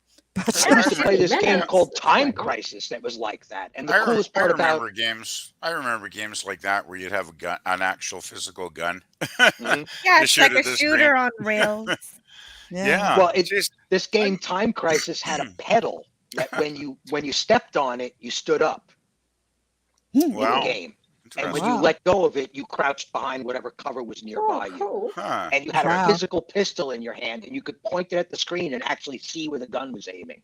So it was like 75 cents a play, and I would play for like an hour on that 75 cents, and I just kept going. Wow. You were I would good. stop by the mall just to go to that game because it was You were so really good. advanced. That's really good. So much And I fun. remember the Star Wars game that actually had like a little cockpit built around you. Then you would sit inside it. Remember that one? Yes. Oh, That I was the remember Vector games Star like Wars game. Yeah, that one was really good. Yeah, I Because remember it games was where like you'd actually immersive. Yeah, you'd actually sit inside. Yeah. Mhm. Wow. I miss I haven't seen. I don't even know. Do arcades even exist? Like, I haven't seen an They were arcade just anywhere around lasting. here Who knows? in Yeah. years. Like, I I don't think remember, so. like back in the Well, because '80s, they were everybody's got it at everywhere, home right? now. You can bring it home. Well, we Yeah. have a Dave and Buster's, but we also have a classic arcade. I don't know Rainbow how long it's State gonna or- last. Hmm. That's right. Yes, I was gonna wait until Spidey got back, and that way he Oh, could sorry. respond. No, but you're right to mention it. Yeah, I remember all those classic Well, games. Hello, Rancor Steve. I think with Hey, the Rainbow Steve. popularity of Stranger Things, I'm back.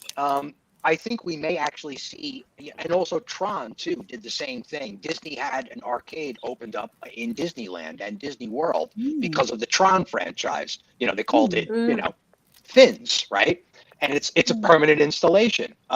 So I would imagine that whoever is in charge of Stranger Things, what is it, Warner Brothers?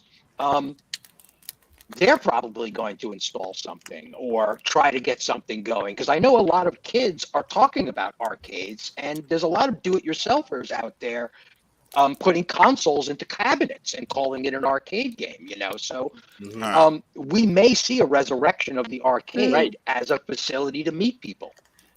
Wouldn't that be good? So it's kind of Wouldn't like it? it's kind of like how the young folks are getting back into vinyl. Exactly. When That my I don't nieces get brought at home all. their first Don't get vinyls, it. I was like, "What are you girls I doing? don't This is miss insane." vinyl. Kind of Even a crazy, little. isn't it? It's All kind of the crazy. hisses and Teacher. pops and skips. No, thank you. What's Yeah. old What they is new said again, though, too. right? E-girl forever. That's what they said too. Vinyl pants. Yeah, were I good. agree with do like Tiger vinyl Stripes. Like, pants. vinyl is problematic. Like, as much as I love, the maybe the slightly warmer sound people say of vinyl, the clicks and pops and skips are something I do not miss. Yeah. Well, so are you a film camera kind of person, Tiger Stripes, or are you with the Oh, digital? we're just talking music. CD. I'm all about the CDs. CDs are I'm practical. perfectly fine with them, and I think they sound beautiful, and I get the warmth, and I don't miss anything about vinyl at all. Just Yeah, the thing is, you can just just me. pop the CD into the CD tray, and it's like you don't have to Mhm. dust it off or clean You it, just or have to clean it in that special way. The I never 5 want- CD tray. Well, the thing Yeah, is, I like, got one of those. Yeah, Absolutely. I still 5. have it. Got to have You 5. know what I'm talking about, Carla. I still I have my do. turntable, and I got my record brush, and you gotta A record brush? the What's a record. record brush? Well, that brush where you comb it on the you put the vinyl on the turntable, and then What? you get it spinning, and you brush the dust and stuff No. off your vinyl. No, Don't I've you I never leave heard. it in I a always clean my sleeve? vinyl. No, I never heard of that. Oh yeah, it's Oh, like a little, wow. it's like a dust brush, right? Kind of I'm thing. only It's 51, dude. a static brush. Not that I ever You're use only it anymore, 'cause 51, did you say? You I never I'm only clean my 51. vinyl. So I remember records. Did you guys know that Scogli is here? He says the flaws of any media become palettes for the future to use and enjoy. Producers are putting in CD artifacting now. Yep. Scogli knows his stuff. Well, what's interesting about the Yes, he younger does, generation surprisingly. picking up vinyl again was what they were saying about it and like why they were getting back into it. And that always seems fascinating to me. When any technology gets resurrected by a younger generation, it's always fascinating to hear their take on it, because they're coming at it from a whole different angle. I mean, mentally, True. mnemonically, everything totally different. And they would literally I'm like, what's the difference between a CD and a record? They're like, the records are so much Watch your prettier. mouth out. And I feel like I'm living in an old movie when I play a record. And I was like, wow, this is really crazy. It's about time transportation. It was about, mentally going back into the past and feeling the warmth of an earlier age. Like we used to do when we had those crank telephones, when they resurrected that technology.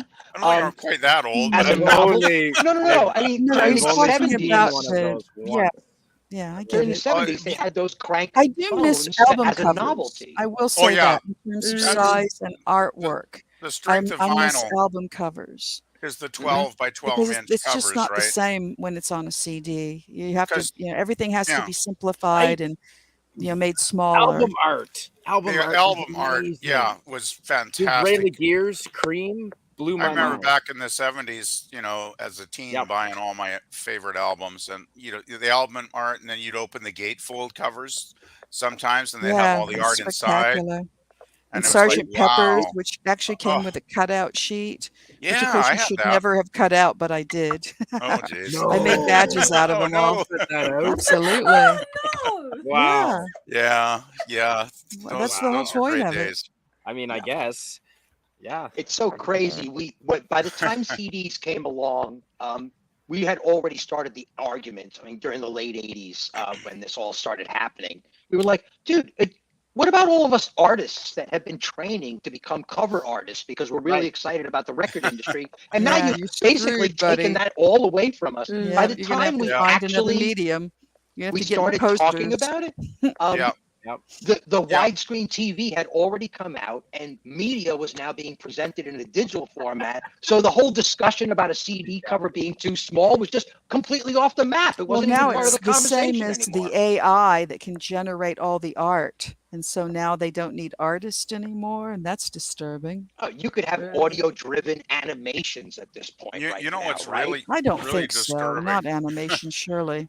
What No, I no, find I mean just like sound, just movements of color across the screen because of the different tones and stuff. Ranker That's Steve. been around Hey, for a while. Hi, Ranker. buddy. Hey, Ranker Steve. What I find really disturbing is when I hear people who watch like Lawrence of Arabia on their cell phone. Anybody watching what's the anything bloody on a point? cell phone What's the disturbs point? me. I mean, Lawrence of Arabia on a cell phone? No. Are you kidding me? Like, No good Well, movie. I almost did as bad watching it on my laptop. Yes, that is as well, bad. that's Yeah. a little better. Although I will say that I went to see Lawrence in the theater again Me like too. 6 years ago when they were showing it, and I'm done Oh. now. I never need to see that movie again. I saw it on the big screen. Yeah. I don't need to see it again. I'm done. Yeah, I saw it 30 years ago It- on the big screen when they had the what was it, the re-release where they had Sure. rejuvenated it and brought it Freaking crime back. that O'Toole never won an Academy Award. Oh, his first film too, right? Like that. No, I don't think introducing- that. I don't doesn't it? know. I think it says I don't know. introducing Peter O'Toole on the credits, actually. If Oh, I that remember doesn't mean correctly. anything, though. I don't know. I would Well, have to look that up. it's pretty damn close to his first film, anyway. If it wasn't, I can't but, confirm that. he should have gotten an Academy Award, though. His performance Just at was some point absolutely in his brilliant. life, he should have gotten an Academy Award and not just had to hold out for that. What do they call it? Your career award? The Lifetime award, lifetime achievement. Yeah, yeah. I think he offended like- somebody. it's like That's you're my old. gut. My It's gut like you're says old that and at you're some gonna point die award. he crossed somebody. Who, And Peter Before he O'Toole? didn't Are do we talking something. about? Yeah, O'Toole. My gut says that He somehow had, he was he had a politically incorrect massive- or something. He had a massive drinking problem. The movie My Favorite Year is almost a biography of That's a him. great movie. No, I think My Favorite Year is actually supposed to be about Flynn. True, but from True, the interviews Errol I Flynn. was seeing, there was a lean that he was the perfect man for the job because he had almost lived that character's life. Peter O'Toole was I great think he in was a that very openly I spoken don't know man that when he I got ever boozed up. saw. I mean, I don't know what O'Toole's private life was like, but Neither when do you I. hear him and Richard Harris talking about being young men and sharing an apartment together and all the hilarious stories that they have, I yeah, think they definitely yeah. drank to wretched excess. I think they And had some yet, I adventures when they were never young. saw O'Toole sort of embarrass himself. I mean, he didn't Mm. go off and marry a teenager like Errol Flynn did. I mean, True. he just, Wow. True. he seemed reasonable. I just feel like it's almost a political reason that he Leonardo didn't DiCaprio, get really. a My Favorite Academy Year's a Award. great Like film. maybe he was just too conservative or something. I don't know. It makes me wonder.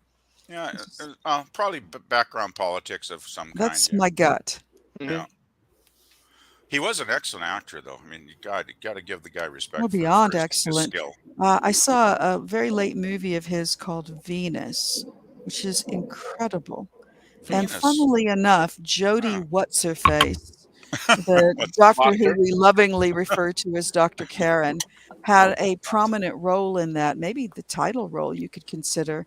But he is so amazing in that movie. So What genre? amazing. Tiger Stripes. What genre was that film?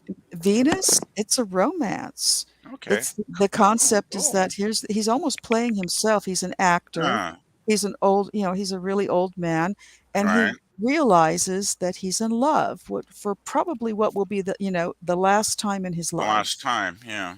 and he's, and that's kind of what it's about. There's a one-shot, poster for that film called Venus, where it's kind of just him sort of sitting and looking ridiculous like a schoolboy, with that look that we all get when we are in love. Well, It's, I gotta say, even as an older person, but you I don't still think can feel like a schoolboy when you meet the I right was one. just sort of like, okay, Yep. he's got to win for this. This is just the most amazing performance I've seen in my Wow. entire life. And then he didn't. That It's sounds just, really awesome. Gee, I I gotta know check that that film I know out. that Academy Awards are not given for the best. They're given Oh, for the cat. all kinds of other Yeah, reasons. that's pretty Every other painfully reason obvious. besides being the best. Some of the But, stuff that's won Best Picture in the last 20 years is pretty I was obvious to rooting for Academy him Awards. Yeah, that they don't because give. it was pretty clear that was going to be his last shot at it. Damn. Yeah. Yeah, the Academy Awards have given awards to a lot of garbage, really. I mean, especially in the last couple of decades. Some of the films they've given Best Picture to, like, I just go, what? It's corrupt like figure skating in Russia, man. It's like the Rock and Roll Hall of Fame, right? Where they put rap guys in. Yeah. Exactly. The entire Don't get me Oscars started Academy on the Rock and Award Roll thing, Hall of Fame. it started out of as a shame. self-congratulatory body in the first place. The Yeah. idea that we Yeah. even look at it as a metric is ridiculous. It was Yeah, never I a know. I metric, don't. ever. Yeah, it's a bunch of well-to-do folks slapping each other on the back for being That's the rich way and it famous. started. Scotty Yeah. R37 in the chat says Forrest Whitaker won for Last King of Scotland. Oh. So he should have.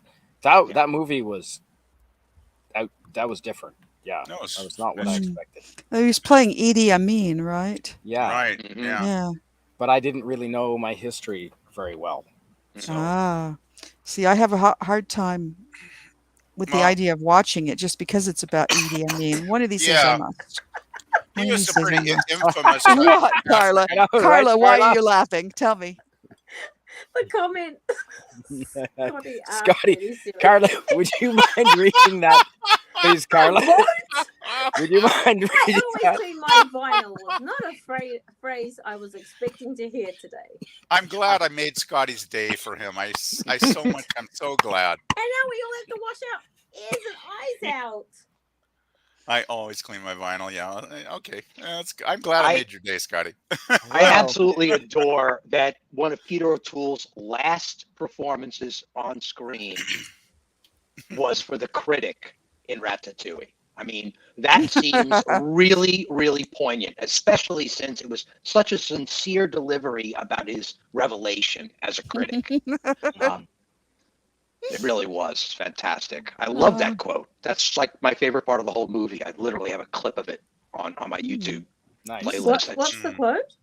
I Yes. clean my Do vinyl. tell. What was The basic quote is that critics find it really, really easy to criticize because it's a lot of fun to tear people down. to But break it down? Yeah. us critics, our best work is nothing compared to the lowliest trash of originality. Oh, creation. Oh, that's a real good one.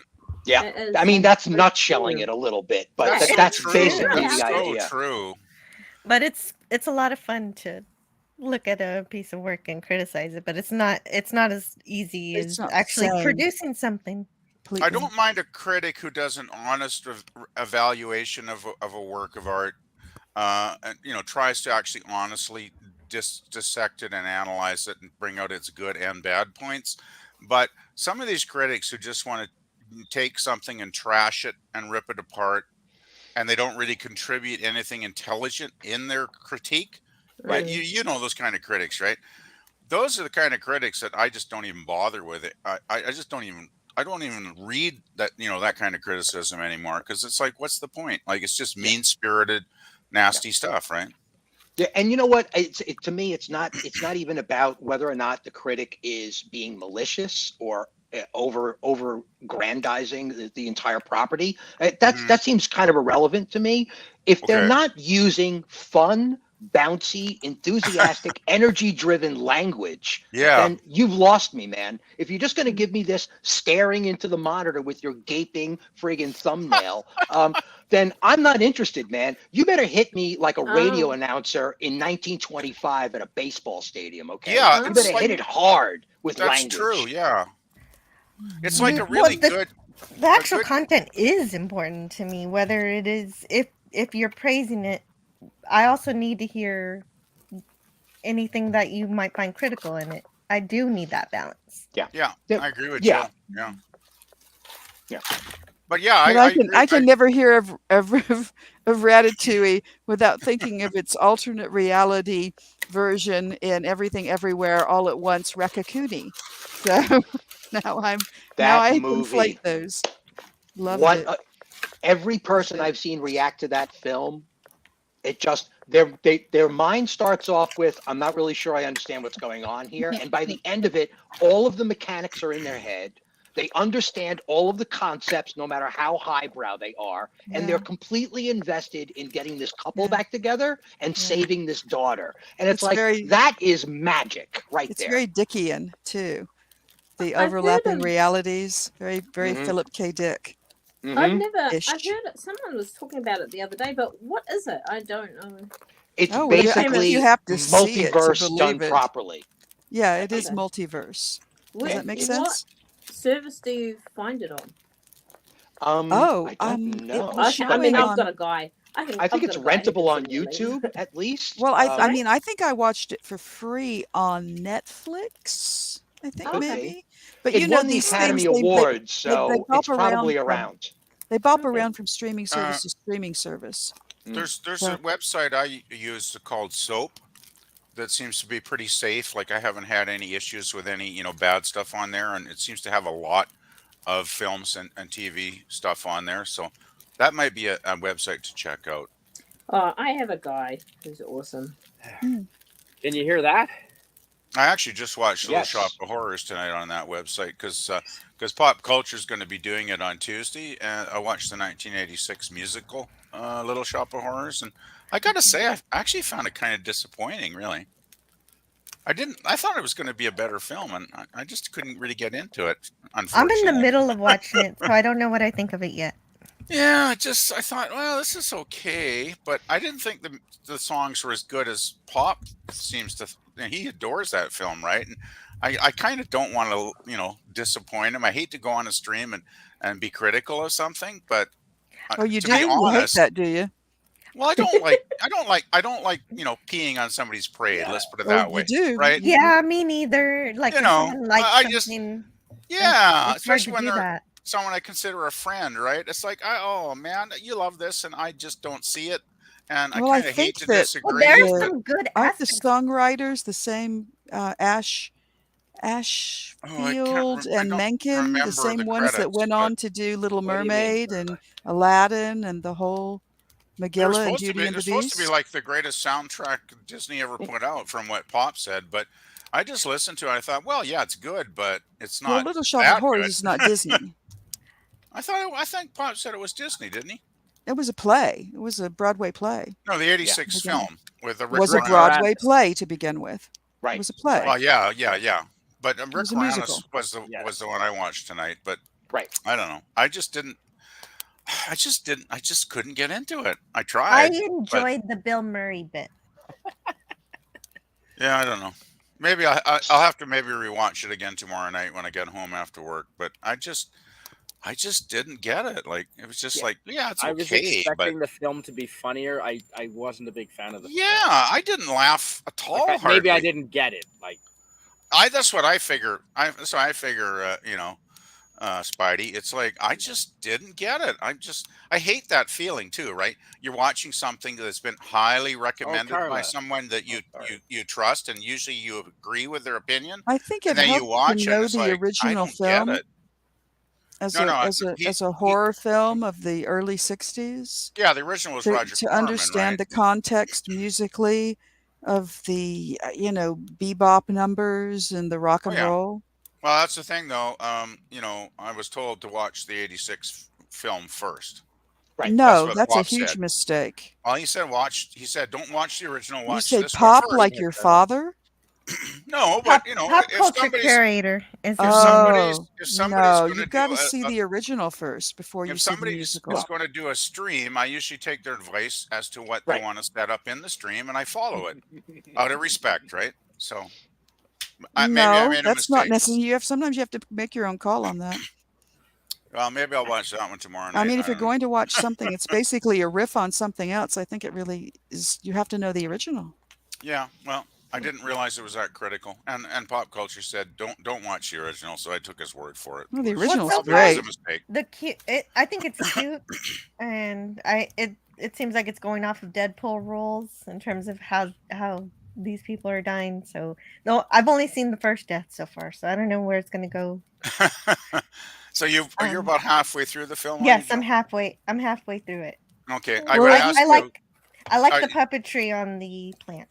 Oh, the plant. Yeah, I agree. The plant is fun. Yeah, I will agree with that. And they got Levi Stubbs to sing the plant, and what an amazing voice he had. I got to rewatch. I do have to give it a second watch tomorrow night, just to be, do it Maybe justice. you should and watch the give it a first fair one. chance. I will if I have time. It's very short. Oh, okay. Yeah, Is I guess it Roger Corman? I think it's Roger Corman. Yeah, Roger Corman usually did try and keep his films fairly short, didn't he? That was just the nature of the beast back then. Films were shorter. Well, he had those tiny budgets to work with too. So, and he did I'm glad it's short. I've got lots of things to watch. Actually, if I was given out an award, I'd give Roger Corman the award for doing the most with the least, because he did so much with so little in most of his films. He had this curator. Hey, budgets, and he made PvP. great movies. Yep. Pop culture curator is in the chat, and he says, "I prefer your honesty." So just be honest.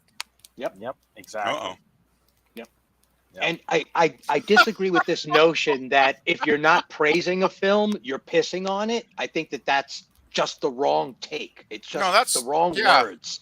Exactly. That's not what I mean to do at all. I mean, it's not like I hated the film. It just didn't affect me, right? Right. I didn't hate it. I thought, okay, this is an okay film, but I'm just not I'm not feeling the love, right? I'm just not feeling the love. Well, you are a heartless, soulless creature, sir. I can be. You guys probably know that by now, though. Captain Infinity said, "PvP. I legit thought you were dead. I'm glad you're not." What? No. I don't know what Hopefully happened not. earlier. No. Jeez, am I like Mark Twain or something? Yeah, maybe, right? You're I don't death has know been what greatly happened exaggerated. earlier. I hope remember not. anything Not happening before earlier. we have a chance to. We're gonna have a coffee not together. Mark. I know I had about some it. supper and I took a nap for a while, so I don't know. But No, we're gonna get together. I'm gonna come down your way and we'll have a coffee. yeah, man, together. we do need to get You're not together. far. one You're of like these. an hour and a half away from me. Yeah, you're in Kamloops, right? No. East of Vernon. Oh shit! You're I'm even not closer far. then. Exactly. I'm Yeah, literally an hour and a half from you. Yeah. Come around the bonfire, man. You're welcome anytime. Yeah, that's a nice bonfire, by the way. Yeah, it's going I'm all right. impressed. Wow. Yeah, it's going all right. We like. You're to in burn stuff. Ontario though with that bonfire, if I'm not mistaken. Pardon? Are you in Ontario? No, I thought I'm you not- said you had gone back to Ontario, maybe with family or something for a while. No, no. Oh. I'd gone back out east for a family reunion earlier this year, but no. Oh, no. but you're not there I try now. and avoid Ontario. Sorry, Yeah. Scotty. No Tell offense. me about it. But yeah, I try and avoid. Yeah, I I've got spent a friends. month. I spent a month in Ontario one time, and it was a month that I regret. Terrible. we Canadians, the other Canadians, Yeah. Joe and Tiger Stripes, we call it unterrible. BC is so much nicer than Ontario. I think. Okay, I'm going to change the subject. I don't wanna judge. Does anybody here ever go to the WorldCon, the World Science Ooh. Fiction Convention? I would love to. Nope, not me. I've been to a few.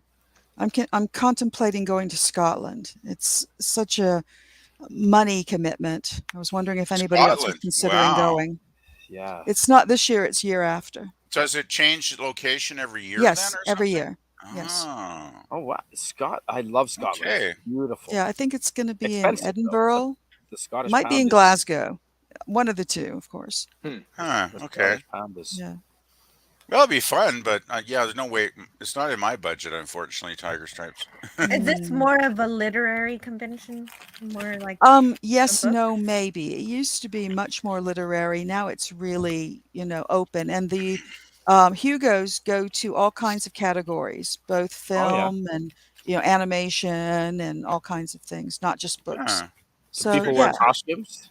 Do you wear costumes at all? Not like a Comic Con. You can. People do haul costume, and sometimes you see more literary costumes. But yeah, no, people haul costume, Yeah. So particularly there the is younger People people. dressed up as Mark there is Twain.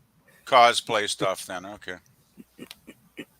Yeah, there is one Mark Twain science I'd fiction love in to go to a Connecticut in convention, Yankees Court. but I just never. There's never any good ones close to where I live, right? So it's like, Well, there needs to be like a central one that we all Well, pick to go Seattle, to together, like so PvP, that we're not far from Seattle. yeah, we can meet each other in I need to get a real time. passport and all that crap though, because I've never have bothered getting a Holy passport. So Jesus, you never shut up. That's true. I was just responding to what Spidey said. Sorry. Well, good luck getting a passport now, buddy. Half of our government is on strike. So. Oh yes, I'm well aware. I never got my Right. tax refund, so yeah. So yeah, you won't have a passport for a little while. Maybe next year. Well, yeah, probably even So next what- year before I have enough money to do that anyway. Tiger Stripes. Do these take place every year? Yes, they do. But all over the world. Yeah, this year's is in China, so not a lot of people are going. Oh yeah. Well, Yeah. I can understand that. Yeah. And I got to say, they ain't what they used to be. The last couple I went to, just it's become very political, and there's the whole mad puppy, sad puppy thing going on Okay. about control crap. of the voting for the Hugos. And then when you look back on it historically, and you look at what was nominated for Hugos and what won, you kind of see that maybe this has been manipulated for decades now, which Oh. makes you go, huh? But, however, you can still have a really good time at any convention when you get there and all your friends are there and you all party together. And that's It's what more I about really that, yeah. want. I want all of us to find a central location, maybe a small relaxicon in the Deep South, or maybe in Central, or maybe in Kansas or something, that we can all go to and be together. I think that would be Kansas, really yeah. wonderful. I got a buddy in Kansas. Well, we do have someone in Kansas we know, Cardinal Sin. Yes, exactly. Lawrence. Yeah, Cardinal. Yeah. Yeah. I've not been to Lawrence. I've never even heard of Lawrence, but apparently they've got some. Outside of Kansas City, I think it's a suburb, Okay. All right. I believe, yeah. Yeah, I wish we could The have only- one a meet and greet up here in Canada. That would be kind of fun. Rod Thunderheart and who else was saying that? A couple of people were saying that. Yeah, because Yeah. there's a few of us up here. Nice. Yeah, Oh, it'd be there's a nice to bunch of have you up something up there. here in Raquel Canada. Briggs is up here. Yeah, she's in Alberta. Zax is up there as well. I don't know if you guys Right. know Zax. Yeah, that's Zax. Yeah, of course. Yeah, and there's And who else? there's Scogli and Nemesis. They're in Alberta, Comic I Relief believe, in Crusaders Calgary, right? up there as well. I think Right. he's East Coast. Yep. Though There's I a think bunch he's of us up Eastern. here. Yeah, Yeah. yeah, that'd Scotty. be awesome. I'd love And to get Scotty. together with all you guys and meet you like in face to face in the real world, right? IRL, It'd be so you could great. say. That 70s rock fan. Would be great fun. That 70s rock fan, Brian, is up here too. Right.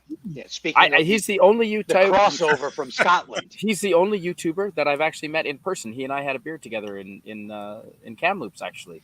Well, there was just a huge convention in Vegas that a whole bunch of people. They got the FNT Yeah. Friday Night That's Tights right. got together. That's right. With a whole bunch of people, and They did. really? The Culture a lot of the Casino was circles there. I hang out in, they all Yep. got a chance to meet up with each other. Yes. And last night they did this incredible stream, Wow.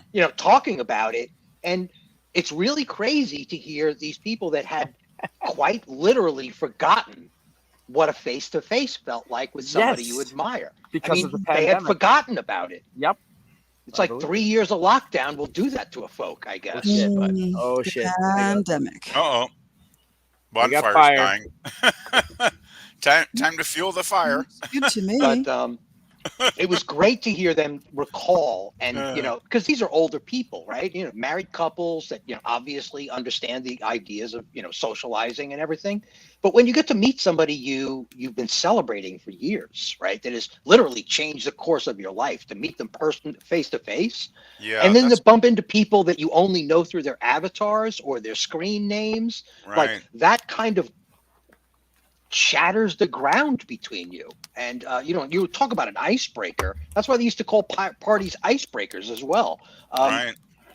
It's people got in touch spiritually, one could say, because they made eye contact. They gave each other a hug. They had drinks together, like cheers, and literally fluid passed between the two cups. It's like authentic, real human interaction. It was funny to hear them be a little astonished that they had forgotten how important it really was. That's totally true. I agree with everything you just said. Yeah. We would be having a completely different conversation if we were in front of each other right now. Absolutely. Oh yeah. I mean, I would love to get together with you guys. It would be so awesome to actually meet you guys, in the real world, and Well, I would I'm love saying. to give you guys. We need to I'd love find a to place give you guys in a the hug, middle 'cause somewhere that we could all get you together guys are at. very. You And guys are since very. Oh, we go kind of ahead, dig Tiger. Cardinal, I'm we're sorry. all friends of Cardinal, so I'm saying Kansas City. It sort of feels like it's in the middle. Alrighty. But yeah, it's like you guys have all touched my life in a very meaningful way, and I appreciate you guys. And I would love to meet you all in person someday. Definitely. Yes. Absolutely. And I won't say much more because I'll get overly sentimental and Hey, start tearing there's up. a couch here. There's I'm a a couch very here emotional anytime, person. man. As long as you're okay with stoking up the wood stove. Yeah, gee, I haven't been around a wood stove in years, but yeah, I'll go for it. Dude, I have so many burns on my torso. Oh shit, that's not good. And I was sober most of the time. Oh, fire's treacherous. Well, I used to have a fireplace at one time, and I actually had a chimney fire once because I put too much wood on the fire one night, and it's like, oh, the fire department's here. They're dousing it, which was good because that prevented a tragedy. But yeah, Boy, Lemon a Pie dangerous really thing. knows their history. Yeah. Wow. Lemon giving us a kidding. history lesson. He's schooling we us. don't have a fire department here. If my house catches on fire, I call my neighbors because we literally do not have a fire department. So you just grab a bucket in that. Yeah. A hose. Yeah, exactly. Hoser, hey? Tiger Stripe, literally a hoser. Never ceases to amaze me what comes out of the chat sometimes. I mean, the knowledge base out there in humanity, and the chat comes and brings it to the chat. I've done some review shows, and people are bringing up statistics and quotes from movies and names of actors and what they did in other films. It's like, whoa, guys! It's like, if you want to know the answer to something, ask the chat because that's right. Always. I love reading the chat. The chat Someone is will often, know. The chat can be, sometimes be the best part of a stream, actually, because some people put some great stuff in it. Crowdsourcing. I just wish someone like Lemon would actually come on the panel one time because I'd love to meet them, right? Yep. Exactly. Lemon pie, you're driving me I'm happy to have all of you. I'm in love. I love that song. Lazy. Jill and Tiger Stripes. You're my lemon pie. That's a great song. I love that song. God, the Beatles were so good. Oh, I thought of the perfect question for Paul McCartney. Please share. Well, I don't think I want to because I want to ask him sometime. I'm afraid somebody will steal it. Okay. But since nobody's listening anyway, here it is. So we're listening. When they made Yellow Submarine, the people that did the voice work were doing impressions, and they brought all the Beatles in at some point, and all four of them said the same thing, which was, well, you've got the other guy's voice is just fine, but mine's all wrong. So I wanted to ask Paul McCartney, do you like your own voice? Oh, right. I hope he does, because he's heard it for so many years. When you listen to it on your answering machine, right? Boy, that would be bitching. But yeah, no, I was watching Get Back tonight, and at some point, George starts sort of doing an impression of Paul. It's really hilarious. You know, he's like he kind of catching his tone and the kind of honf of his, you know, the nasal, you know, the nasalness of it. And it was just the best. I'm like, that is hilarious. Mm-hmm. I can imagine that the four Beatles had a lot of fun, yes, like ribbing each other, because all you have to do is watch Get Back. It's all there. Yeah, well, that's the thing. You always hear the stories about how Yoko broke them up and all that crap, right? But I think for four guys to be together as long as they were, well, yeah, but still, I think there must have been a very close bond between the four Beatles to work at such a high level for all those years, because. Let's face it. I mean, they were all basically brothers. I think they're arguably still the best pop rock band that ever existed for my money. At least, Queen. Queen's up there too. No, but I think no, the Beatles, I'm not a Queen fan. There's I'm something sorry. about the Beatles. They never did it for me. The Stones too. The Stones kind of are showboating AC/DC. for Freddie's voice, which is fine. I can think of 20 or 30 bands that are. But up as at a the top. band, it's not my cup of tea. Chilliwack. I'm definitely a Beatles fan. I knew you. I love Chilliwack, but I don't think they're quite up at the level of the Beatles. Chilliwack. Oh, come on. Chilliwack is up there, man. They're good, but the Beatles are something special. Let's Excuse me. When I go back to those Beatle albums, what's your favorite? I think it's a toss-up for me between Abbey Road, the White Album, and Sgt. Pepper. Those are like the three I always go back to because I do prefer the later Beatles. The early Beatles were fun, but they were kind of a bit of a boy band. I like it right at Rubber Soul.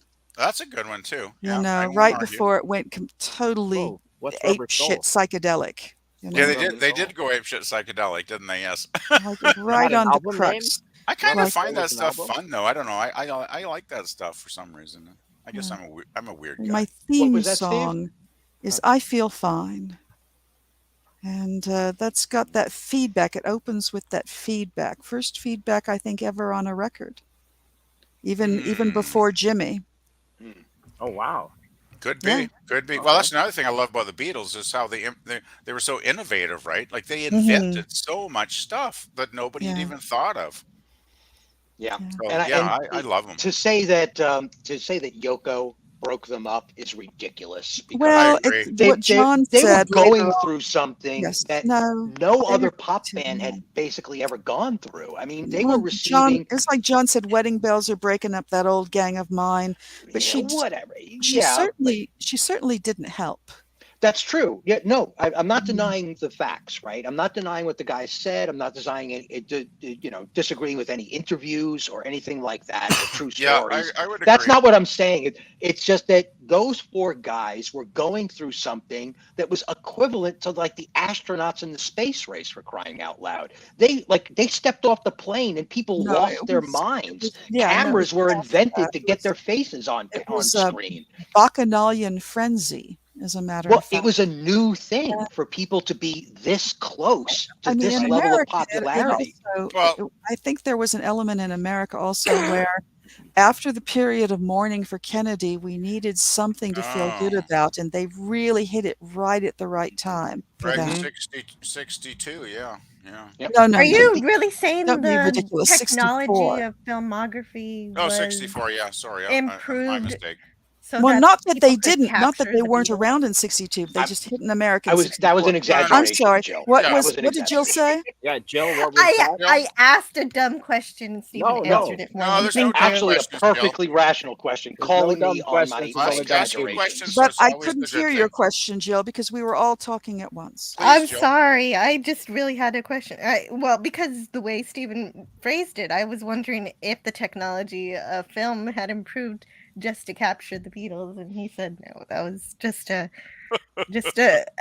elaboration of how much of an impact they had on everybody's lives. Well, I remember the Beatles. I will literally remember the Beatles in 64 because I was like 6 years old, and we didn't but we didn't have seatbelts in our car back then, right? No. So I remember. I do remember being in the back seat of my parents' car one time, jumping up and down to a Beatles song. I think it was "I Want to Hold Your Hand." I think one of those early tunes, right? And it's Oh, like speaking of your hand, changed Carla. the world. They really changed the world. I mean, to hear them back then was it altered your brain chemistry somehow, right? They were that original. Stephen, you were going to say something? Oh, Carla, I will. I know for a fact that Sorry, Joe. amplifier technology, because of stadium performances, was being constantly improved. New microphones were being invented almost daily. Like a lot of music technology, and they went from 4-track to 8-track just during the course of their career. For crying out loud, I mean, everything was moving at a rapid pace, and the industry was driving that technology because profits were being made. So that's kind of what I was getting at, Jill, Big was just profits. this kind of cartoonish selling of the idea that these boys were so popular and so driven and so loved by their fan the base. merchandising was huge. Yes, They definitely had an impact on the economy. Mhm. But Carla Burton in the chat wants to know what's in your hand. What, me? Canadian Spider-Man. Oh, in my hand, it's a cider. This is an Okanagan Springs because I am in the Okanagan Valley here. Harvest Pear cider. Hard cider? 7%, yes. I love hard cider. Pear. Yeah, That sounds and it's good. local. Great. It's made within 50 kilometers of here. So Oh, I wish I had one right now. it's pretty good.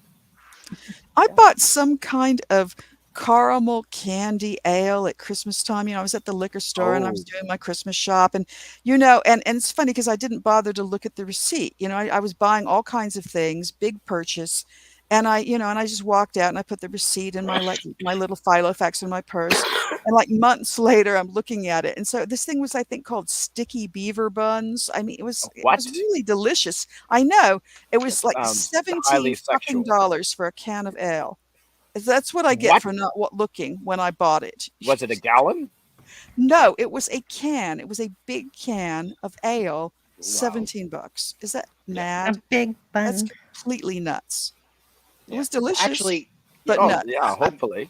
I would hope a private brewing house, which is something that's also totally brand new. Does anybody remember like Sam Adams Ale, for crying out loud? That thing coming out of nowhere. Of course. I mean, that came out of nowhere. That was a private brewery, and then all of a sudden it just blew up and became like a major brand.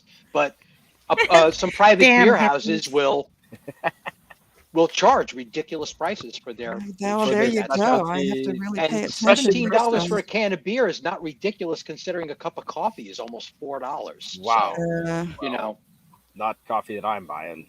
I'll never. Well, I mean, you go into a Denny's and it's $3 for one of those ridiculous shot glasses of coffee. We're talking Starbucks or something. It sounds like.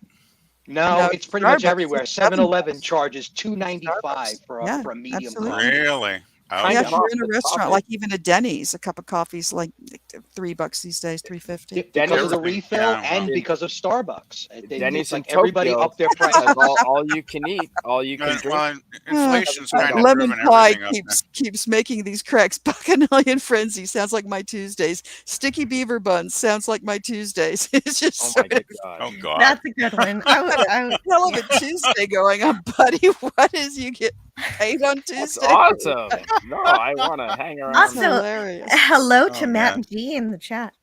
Oh, Matt G nice. is here. Matt G, hey. Matt G.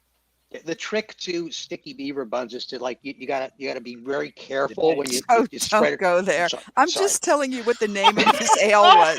I shit you not. That's what it was called. No, that sounds good. It $17 was better be. delicious, but 17 frickin' bucks. That's American dollars. Beaver tails are tasty. American dollars. That's like 25 Canadian. That's Holy insane. shit. I Well, know. inflation hasn't helped the cost Completely of everything nuts. either. So No. Yeah, reality hasn't. But hopefully it was good. yeah, everything's It so was expensive now. It's nuts. It was delicious, but it wasn't $17 delicious. Thank you, Pop. I appreciate you, man. I'm sorry, Pop. I really do apologize for not loving the film like I thought I would, but I tried. But you go on and on about it, man. Okay. No, we I get know, it. but get it. we'll Well, be there. I do that, so Okay. sorry, but that's just me, right? So We'll be there for Pop on Tuesday. Love me, love me or hate me. That's who I am. I don't love you or hate you, but I can't get I'm glad. freaking word in because you never stop talking. There we go. Ah. Well, I'm not talking now. It's free on the YouTubes. About 17 minutes. I let you talk. Come on. What's free on YouTube?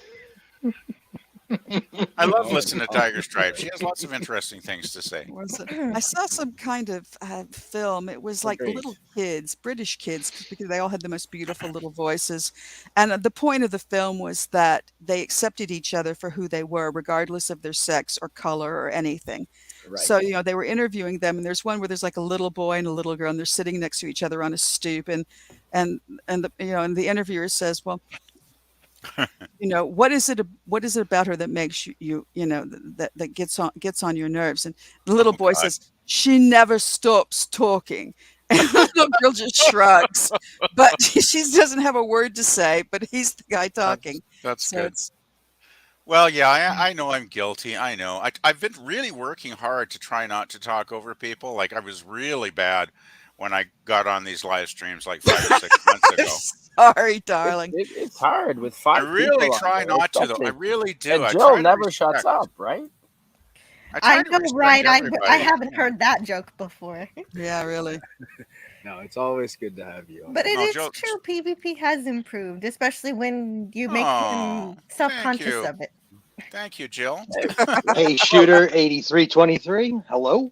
Working with Scotty and you has probably helped that, Jill. Well, the thing is, I loved going on Jill's Friday morning streams for many months now. And when I first started, I was a motor mouth. I did talk too much, and I admit it. I was guilty. And, Jill mentioned it to me a few times, and she said, can you try to, maybe not talk quite as much? And yeah, okay, I will do that. And I think I have improved. And sadly, my last Friday was the last time I'm going to be on there because I'm working full time on Fridays now. So that won't be an issue anymore, unfortunately. Full time is good. Work is good. Oh yeah. Oh yes, it's very good. I need the hours and the money because there's a few things I got to catch up on. You're going to get some bennies when you work full time. Exactly. Oh yeah. I'm going to be treating myself to a few perks once I get another couple of paychecks under my belt. So yeah, for sure. There was. But anyway, I just wanted to say thank you to Jill because she was very gracious. She's always a very gracious host. And we had you introduced me to the Avengers. That's a pretty cool show. Yeah, and I'm sorry it wasn't me that did that then because I love the Avengers. You Avengers probably are awesome. did, but I allowed PvP to choose what we're going to review on Friday, and so I had to watch it. I didn't have a choice. I picked a good one though, didn't I, Jill? Yeah, those were fun. I picked those were really great. I picked good episodes too because I thought, okay, Jill's never seen this show. What's the best introduction? What episode? And I thought, you gave me sci-fi with the robots, and then you gave me some comic books, which is sort of vaguely sci-fi sometimes, and so that was perfect. Yeah, it was more. The second episode was more sci-fi fantasy, but it was fun, right? So awesome. I knew you would appreciate it. Let's put it that way. Fun little mysteries.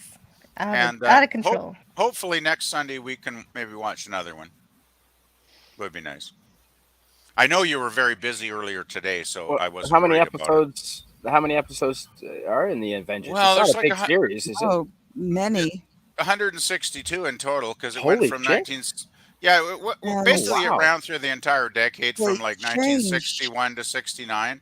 So it ran for like 9 years. Mr. The thing is, though, there's only 52 M Appeal episodes, and a lot of us fans consider those the key episodes I'll just of the mute series. Myself.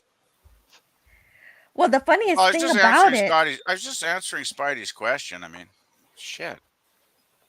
Gosh, but the funniest thing about it is that I'm watching this Man from U.N.C.L.E. I'm watching the Avengers. When I was a kid, I watched Austin Powers. I still haven't seen James Bond except for Dr. No, which I saw earlier this year. So I need to see more of that.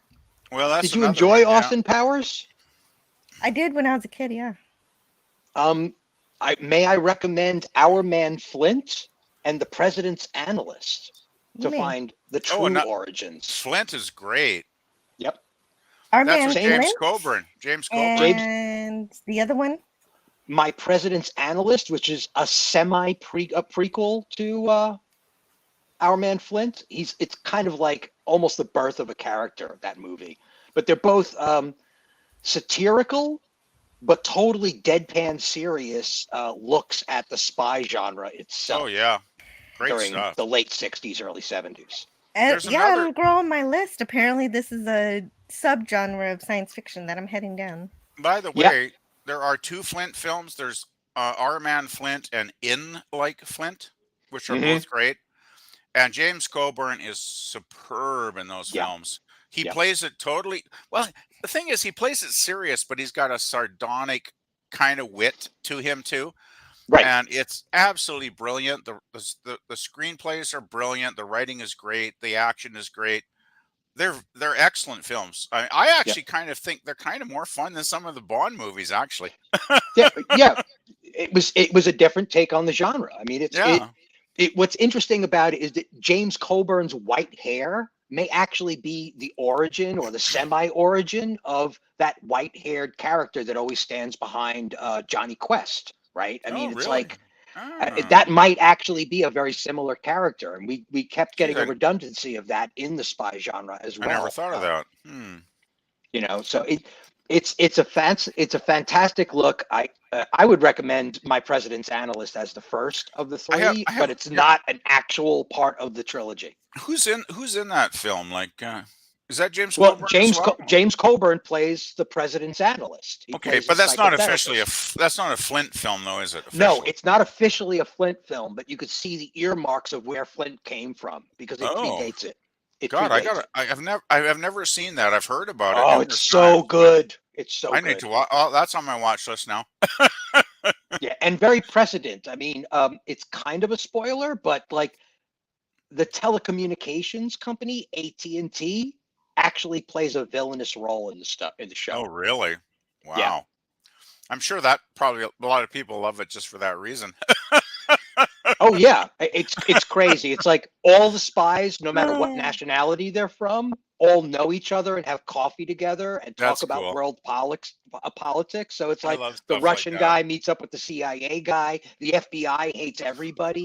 I mean, it's fantastic. It's just so much fun. The Beatles are part of MI5. Oh my God, you're kidding. It's fantastic. It's that sounds off the awesome. hook 60s sci-fi. Damn, I gotta watch this spy movie. It's great. It's so much fun. fun. I gotta watch this movie. You've totally sold me, man. That sounds excellent. Wow. Yeah, great stuff. I love movies. And it's not bashful about being satirical with itself. It's that same get smart kind of vibe. Yeah. Didn't you love that decade that like satirical was totally on the table? Like, let's you want satirical? Let's talk about Casino Royale, 1967. Right. That was like totally over the top satirical. Like the whole film was kind of based around satire, really. And a lot of people slag that film like as garbage, but I have a little soft spot in my heart for that film because I saw it as a kid back then, right, at the drive-in, and I kind of love that film because I know it's goofy and totally silly, but it's also a hell of a lot of fun, right? Yeah. What pisses me off about modern satire is that it's far too heavy-handed and far too tongue-in-cheek. It's like they're looking at the camera going, you know, I'm a comedian, right? You know, I'm a famous comedian. Don't you know I'm a famous comedian? I hate that. Stop interrupting my story. Weird is that a lot of comedians put so much into their delivery that when you read anything that they've actually written, none of it is funny, and you realize everything they are is how they deliver. When I watch any story, I want the story to be deadpan serious, okay? Not necessarily not funny, but like I'm trying to think of like the perfect example, like Mad World, right? Have we all seen it? Oh yeah, I love that film. That film doesn't know it's a comedy, right? Like none of the characters in there are looking at the camera and doing a comedy take. It's like the They're characters all aren't totally even aware. serious. Yeah, not the even comedy aware. should be natural. Yes. It should Yeah. be situational. It should be ours. We should be the only ones laughing. In most of these modern comedies, it's almost like they're laughing, and we're supposed to be like, "That wasn't funny, dude." You know, it's like I just don't get the tone change. The tone is completely changed. They're Yeah, not supposed to know that they're funny. Right, I agree with Canadian Spider-Man. He says, "Thanks for being here tonight, Tiger Stripes. It was great to get to talk to you." Yeah, I'm sorry. I guess I bored Tiger Stripes to death with my over talking. So I'm sorry. I didn't mean to piss her PvP, off. if I may, I'm just gonna put out this advice. Not that I'm anyone to be giving grandiose advice about anything, but what I've discovered and one technique that I use for being on a panel is to briefly as you possibly can, make your point and pause. I If try. nobody interrupts you, then make another point and I try. pause. Yeah. I find about 1 to 2 sentences is a good medium, and I then do try. hold back. I do try, but I just wanted to say sorry if I did. I don't know if I actually pissed Tiger Stripes off, but I it certainly was not my intention. I hope she understands. I never want to piss anybody off. I mean, I'm not that kind of person, right? And I know so I yak a lot, and but I don't mean to, ever annoy people. So. Well, always having something to say is a great feature to have for YouTube. So I don't. That is good advice. That's my to problem. make a point or two. The only person that and really That's pisses my her off, I think, is problem. Kristen Yeah, Kennedy, I really. have so much to You're say. good. Sometimes I know I do over talk. So. No, it's all. Yeah, Jill, it's really I always assume that before I get to the end of the sentence, somebody's going to want to respond. So if I hear even somebody cough, I just stop dead in my tracks and ask them, "I'm sorry, what were you saying?" Because this is supposed to be a building exercise, not a monologue, right? So yeah, you make your point and move on. Yeah. And if there's no response, then you can move on with what you had, what else you had to say. Exactly. Yeah. Yeah. I definitely. I know I screw up sometimes, but I try not to.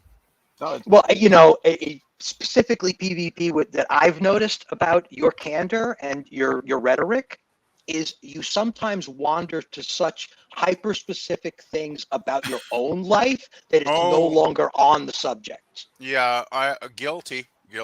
Yeah, I agree. I am bad at that at times. Also, but I guess I'm one of those people that just likes to share with other folks, and I kind of maybe go too much into the personal stuff at times, and I'm trying not to, but I just do at times. Well, you're an open guy. You're an open kind of sharing. I'm an open book. I wear my life on my sleeve, so to speak, right? Yes. It's like if you're going to know me, you're going to know the real me. Because I'm not one of these phony people that puts on airs. I don't put on a character. What you see is what you get. I'm Popeye the Sailor Man. I am what I am. And that's just the way I am. It's just like I just can't help but be honest with the way I feel about stuff. So, Jill, out of curiosity, because this question comes up all the time talking about pop culture, what recent science fiction that is not part of a major IP have you seen recently that impressed you? Not part of a major IP. What? Right. Like Gattaca is not part of a major IP. I don't know what's major or not. Kind of. Well, I mean, if it's a solid standalone original piece, I guess is what I'm saying. Within the past 2 years, I saw Forbidden Planet for the first time. Dead in love with that. Yeah, that was fun. I was on Jill's stream when we watched that, and that was great. I'll watch that anytime.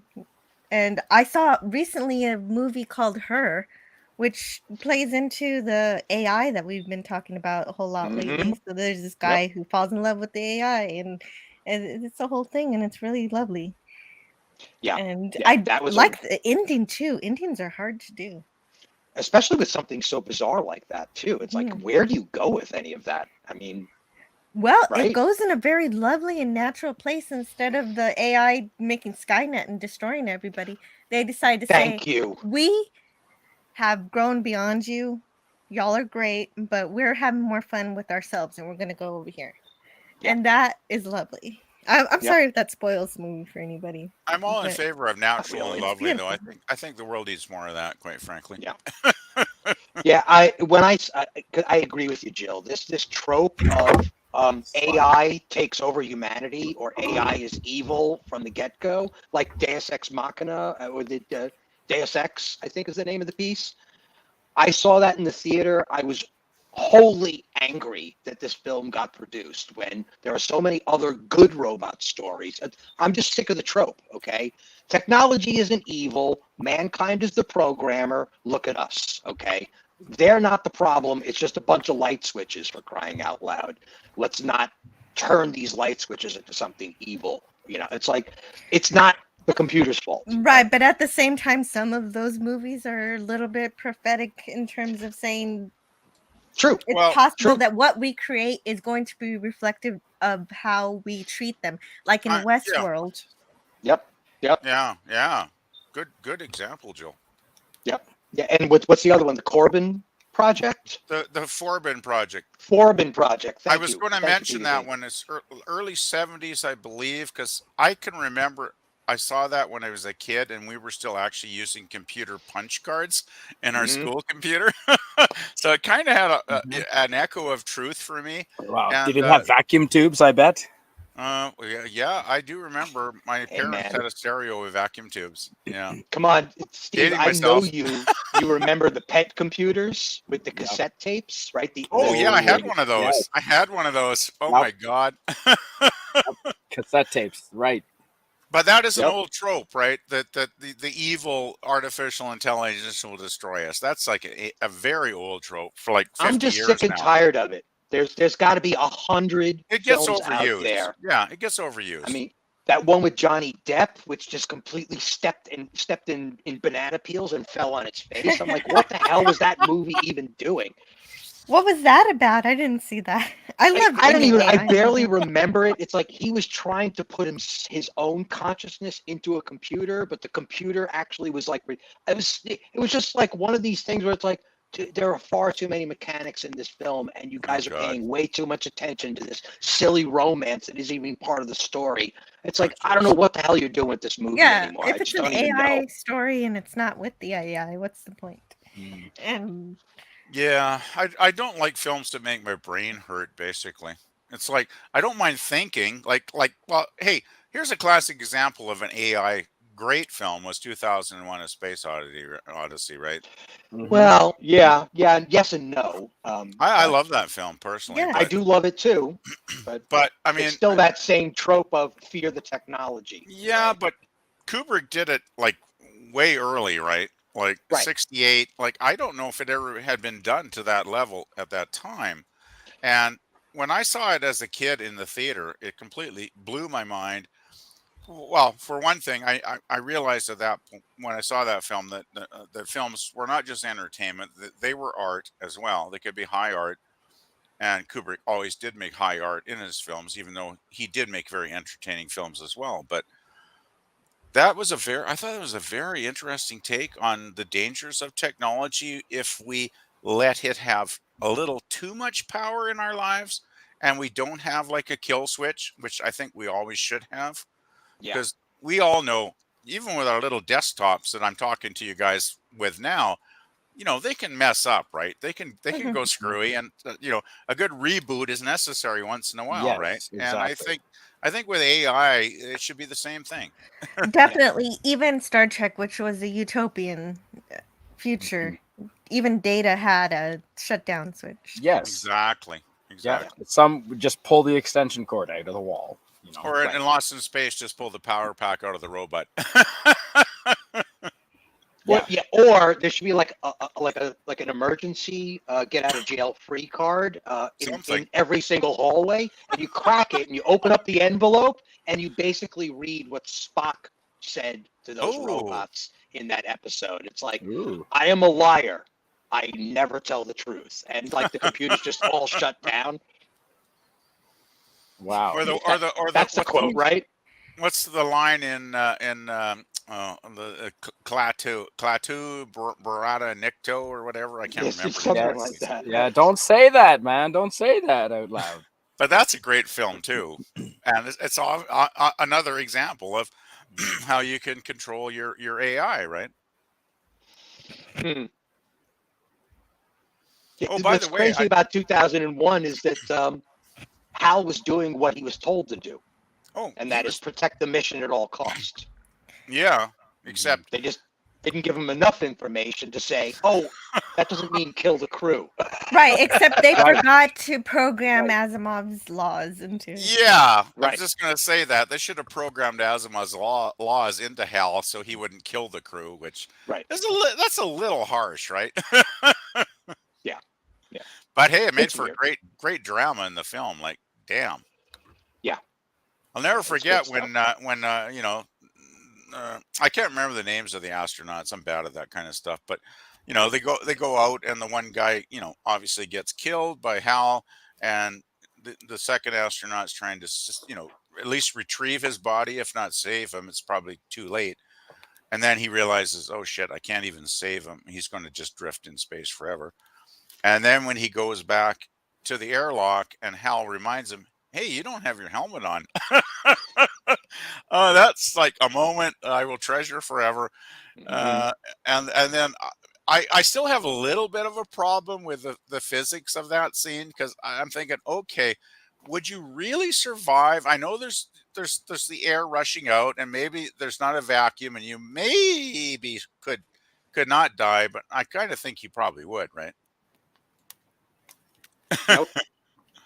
I think it's on record that there's an actual equation. It's not long, but certainly not as long as Dave was out in space. I mean, yeah. I don't know if any of those pressures change as you approach Jupiter. I doubt it. Space is space, pretty much. Certainly inside of the solar system, but he wasn't in space long enough for anything to really affect him. He wasn't in deep vacuum.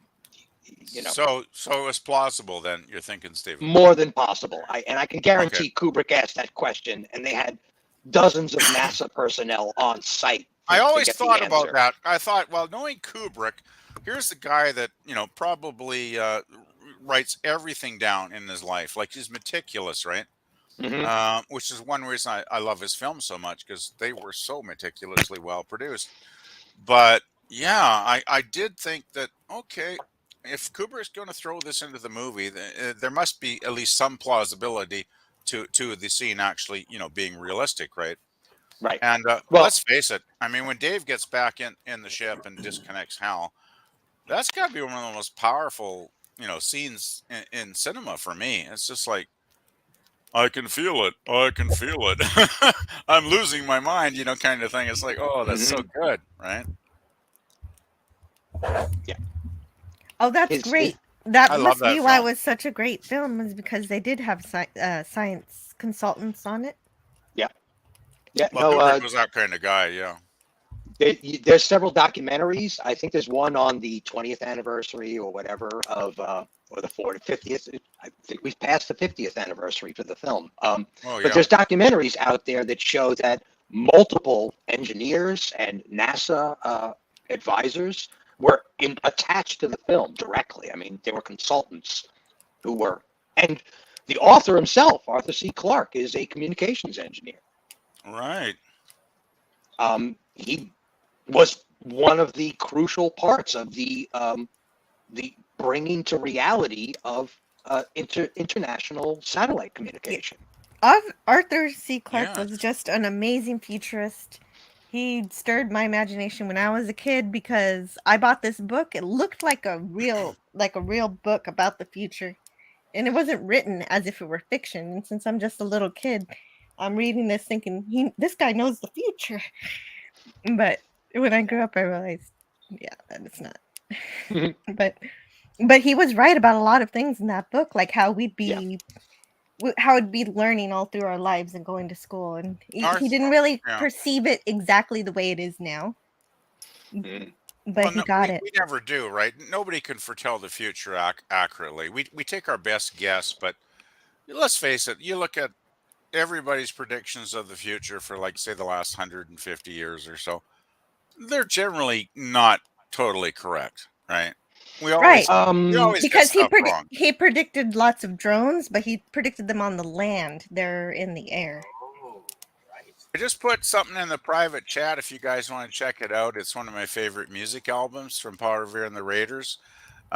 Because the reason I posted it is the very last song on the album at the end has a nice homage to 2001, where it's kind of recreates the ending with Hal losing his mind. Yeah, I can feel it, Dave. It's great. You got to listen to that last track. I just wanted to throw that out there for you guys.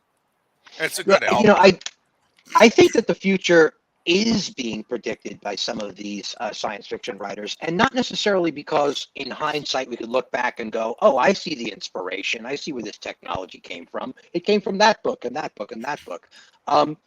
This whole notion of zombies existing in, you know, the mall and the paradigm that was derived. No, hold on. The paradigm that was derived from that as the future droned on, we became more and more apathetic to reality and basically became semi-zombie like, and that's where that material may have come from.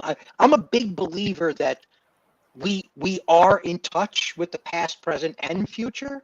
And when we speculate hard enough, we get a grasp, but we only get it in metaphors we currently understand. So when it gets translated to paper or to film or to whatever, the future prediction comes out in current day language, as opposed to the reality they may have witnessed while speculating. Because, you know, like in a dream state, you can only explain a dream if the person has some point of relativity to the conversation, right?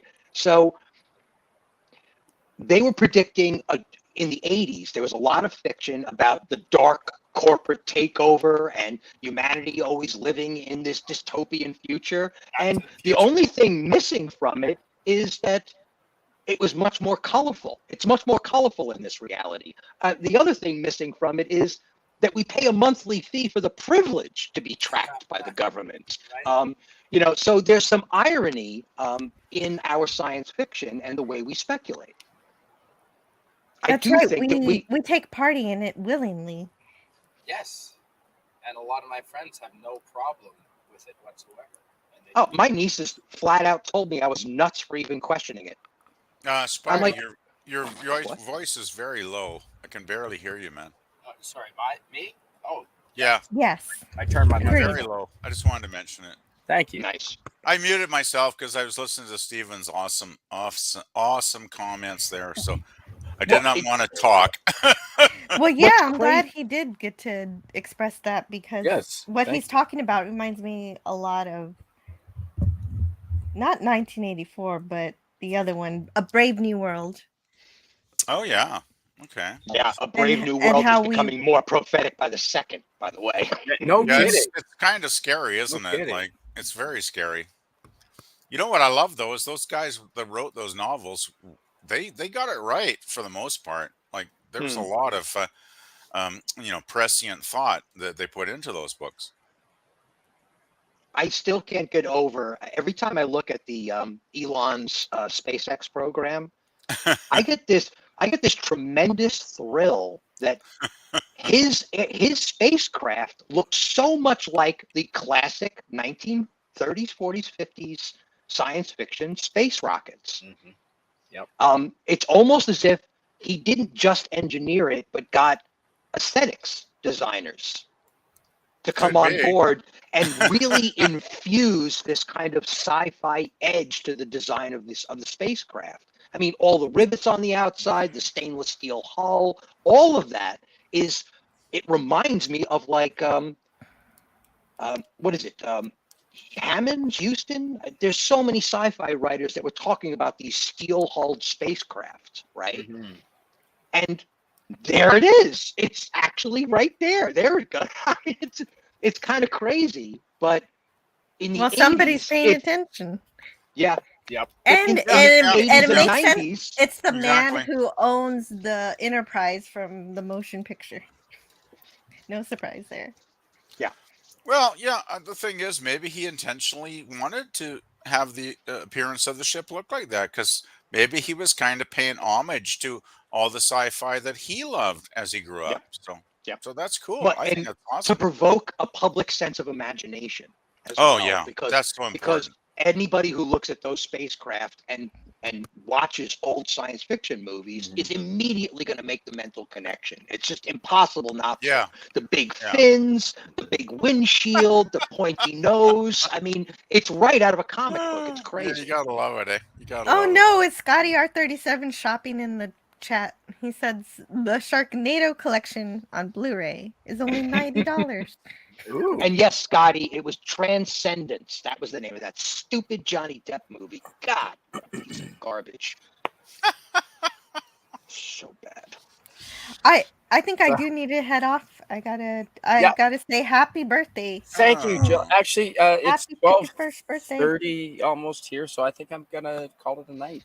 Oh So shit, we're done. thank you very much, Jill, for being here. Thank You're you, welcome. Stephen, and Yeah. Thank you, sir. PvP. Yeah, Nice to see you guys. yeah, absolutely. Thank you for being here. It's been a great birthday, and the fire's winding down, so I appreciate it. And Okay. Captain is giving us a thumbs up. He did a stream apparently reviewing our performance. Oh yes, and you know when he does a stream about somebody, he cares about that person. Jill So- came out looking pretty good, but the others not so much. Well, we'll try. I often We'll don't try look harder, very good, right? but I don't really don't care anymore. So We'll try harder. I feel loved. But PvP, you should feel loved because earlier in the chat, Lemon Pie did say Definitely that he loves you. Oh, that's nice. Yep. Well, I love you guys too. So it's all Well, thanks warm for and being fuzzy, here. right? Yeah, and Canadian. people in the chat are saying happy birthday again to you, Spidey. Yeah. Thank happy you very birthday. much, Hey, everybody. I forgot to wish you a happy birthday, man. Oh, Jeez, thank you. God, I'm a It's over. bonehead. It finished 20 minutes ago. My birthday's over now, so we'll move Oh, on well. to the next person. Better too late than never, I suppose. So happy birthday, Spidey. Steven, So that would be- PvP, thanks for being here. Oh, I was honored to join in. It was great fun, man. Yep. And thanks to the chat. Thanks to everybody, Tiger Stripes, everyone that there's a lot of people that came on the panel, and thank you to everybody. I can't Happy do the name birthday, drop. Spider-Man. You read my mind, Stephen Ransom. Yeah, Tony Stark, thank you for being here, everybody. Thank you very much. Yeah, the fire's winding down, so I'm gonna take the hose to it, and we'll call it a night. Okie dokie. Night, There was a- everybody. There was a Have a chat. good Yes, one. Captain, there was a chat. There was a chat. They were great. Yeah. All right. Night, folks. Good night. Good Have night, a all. good one.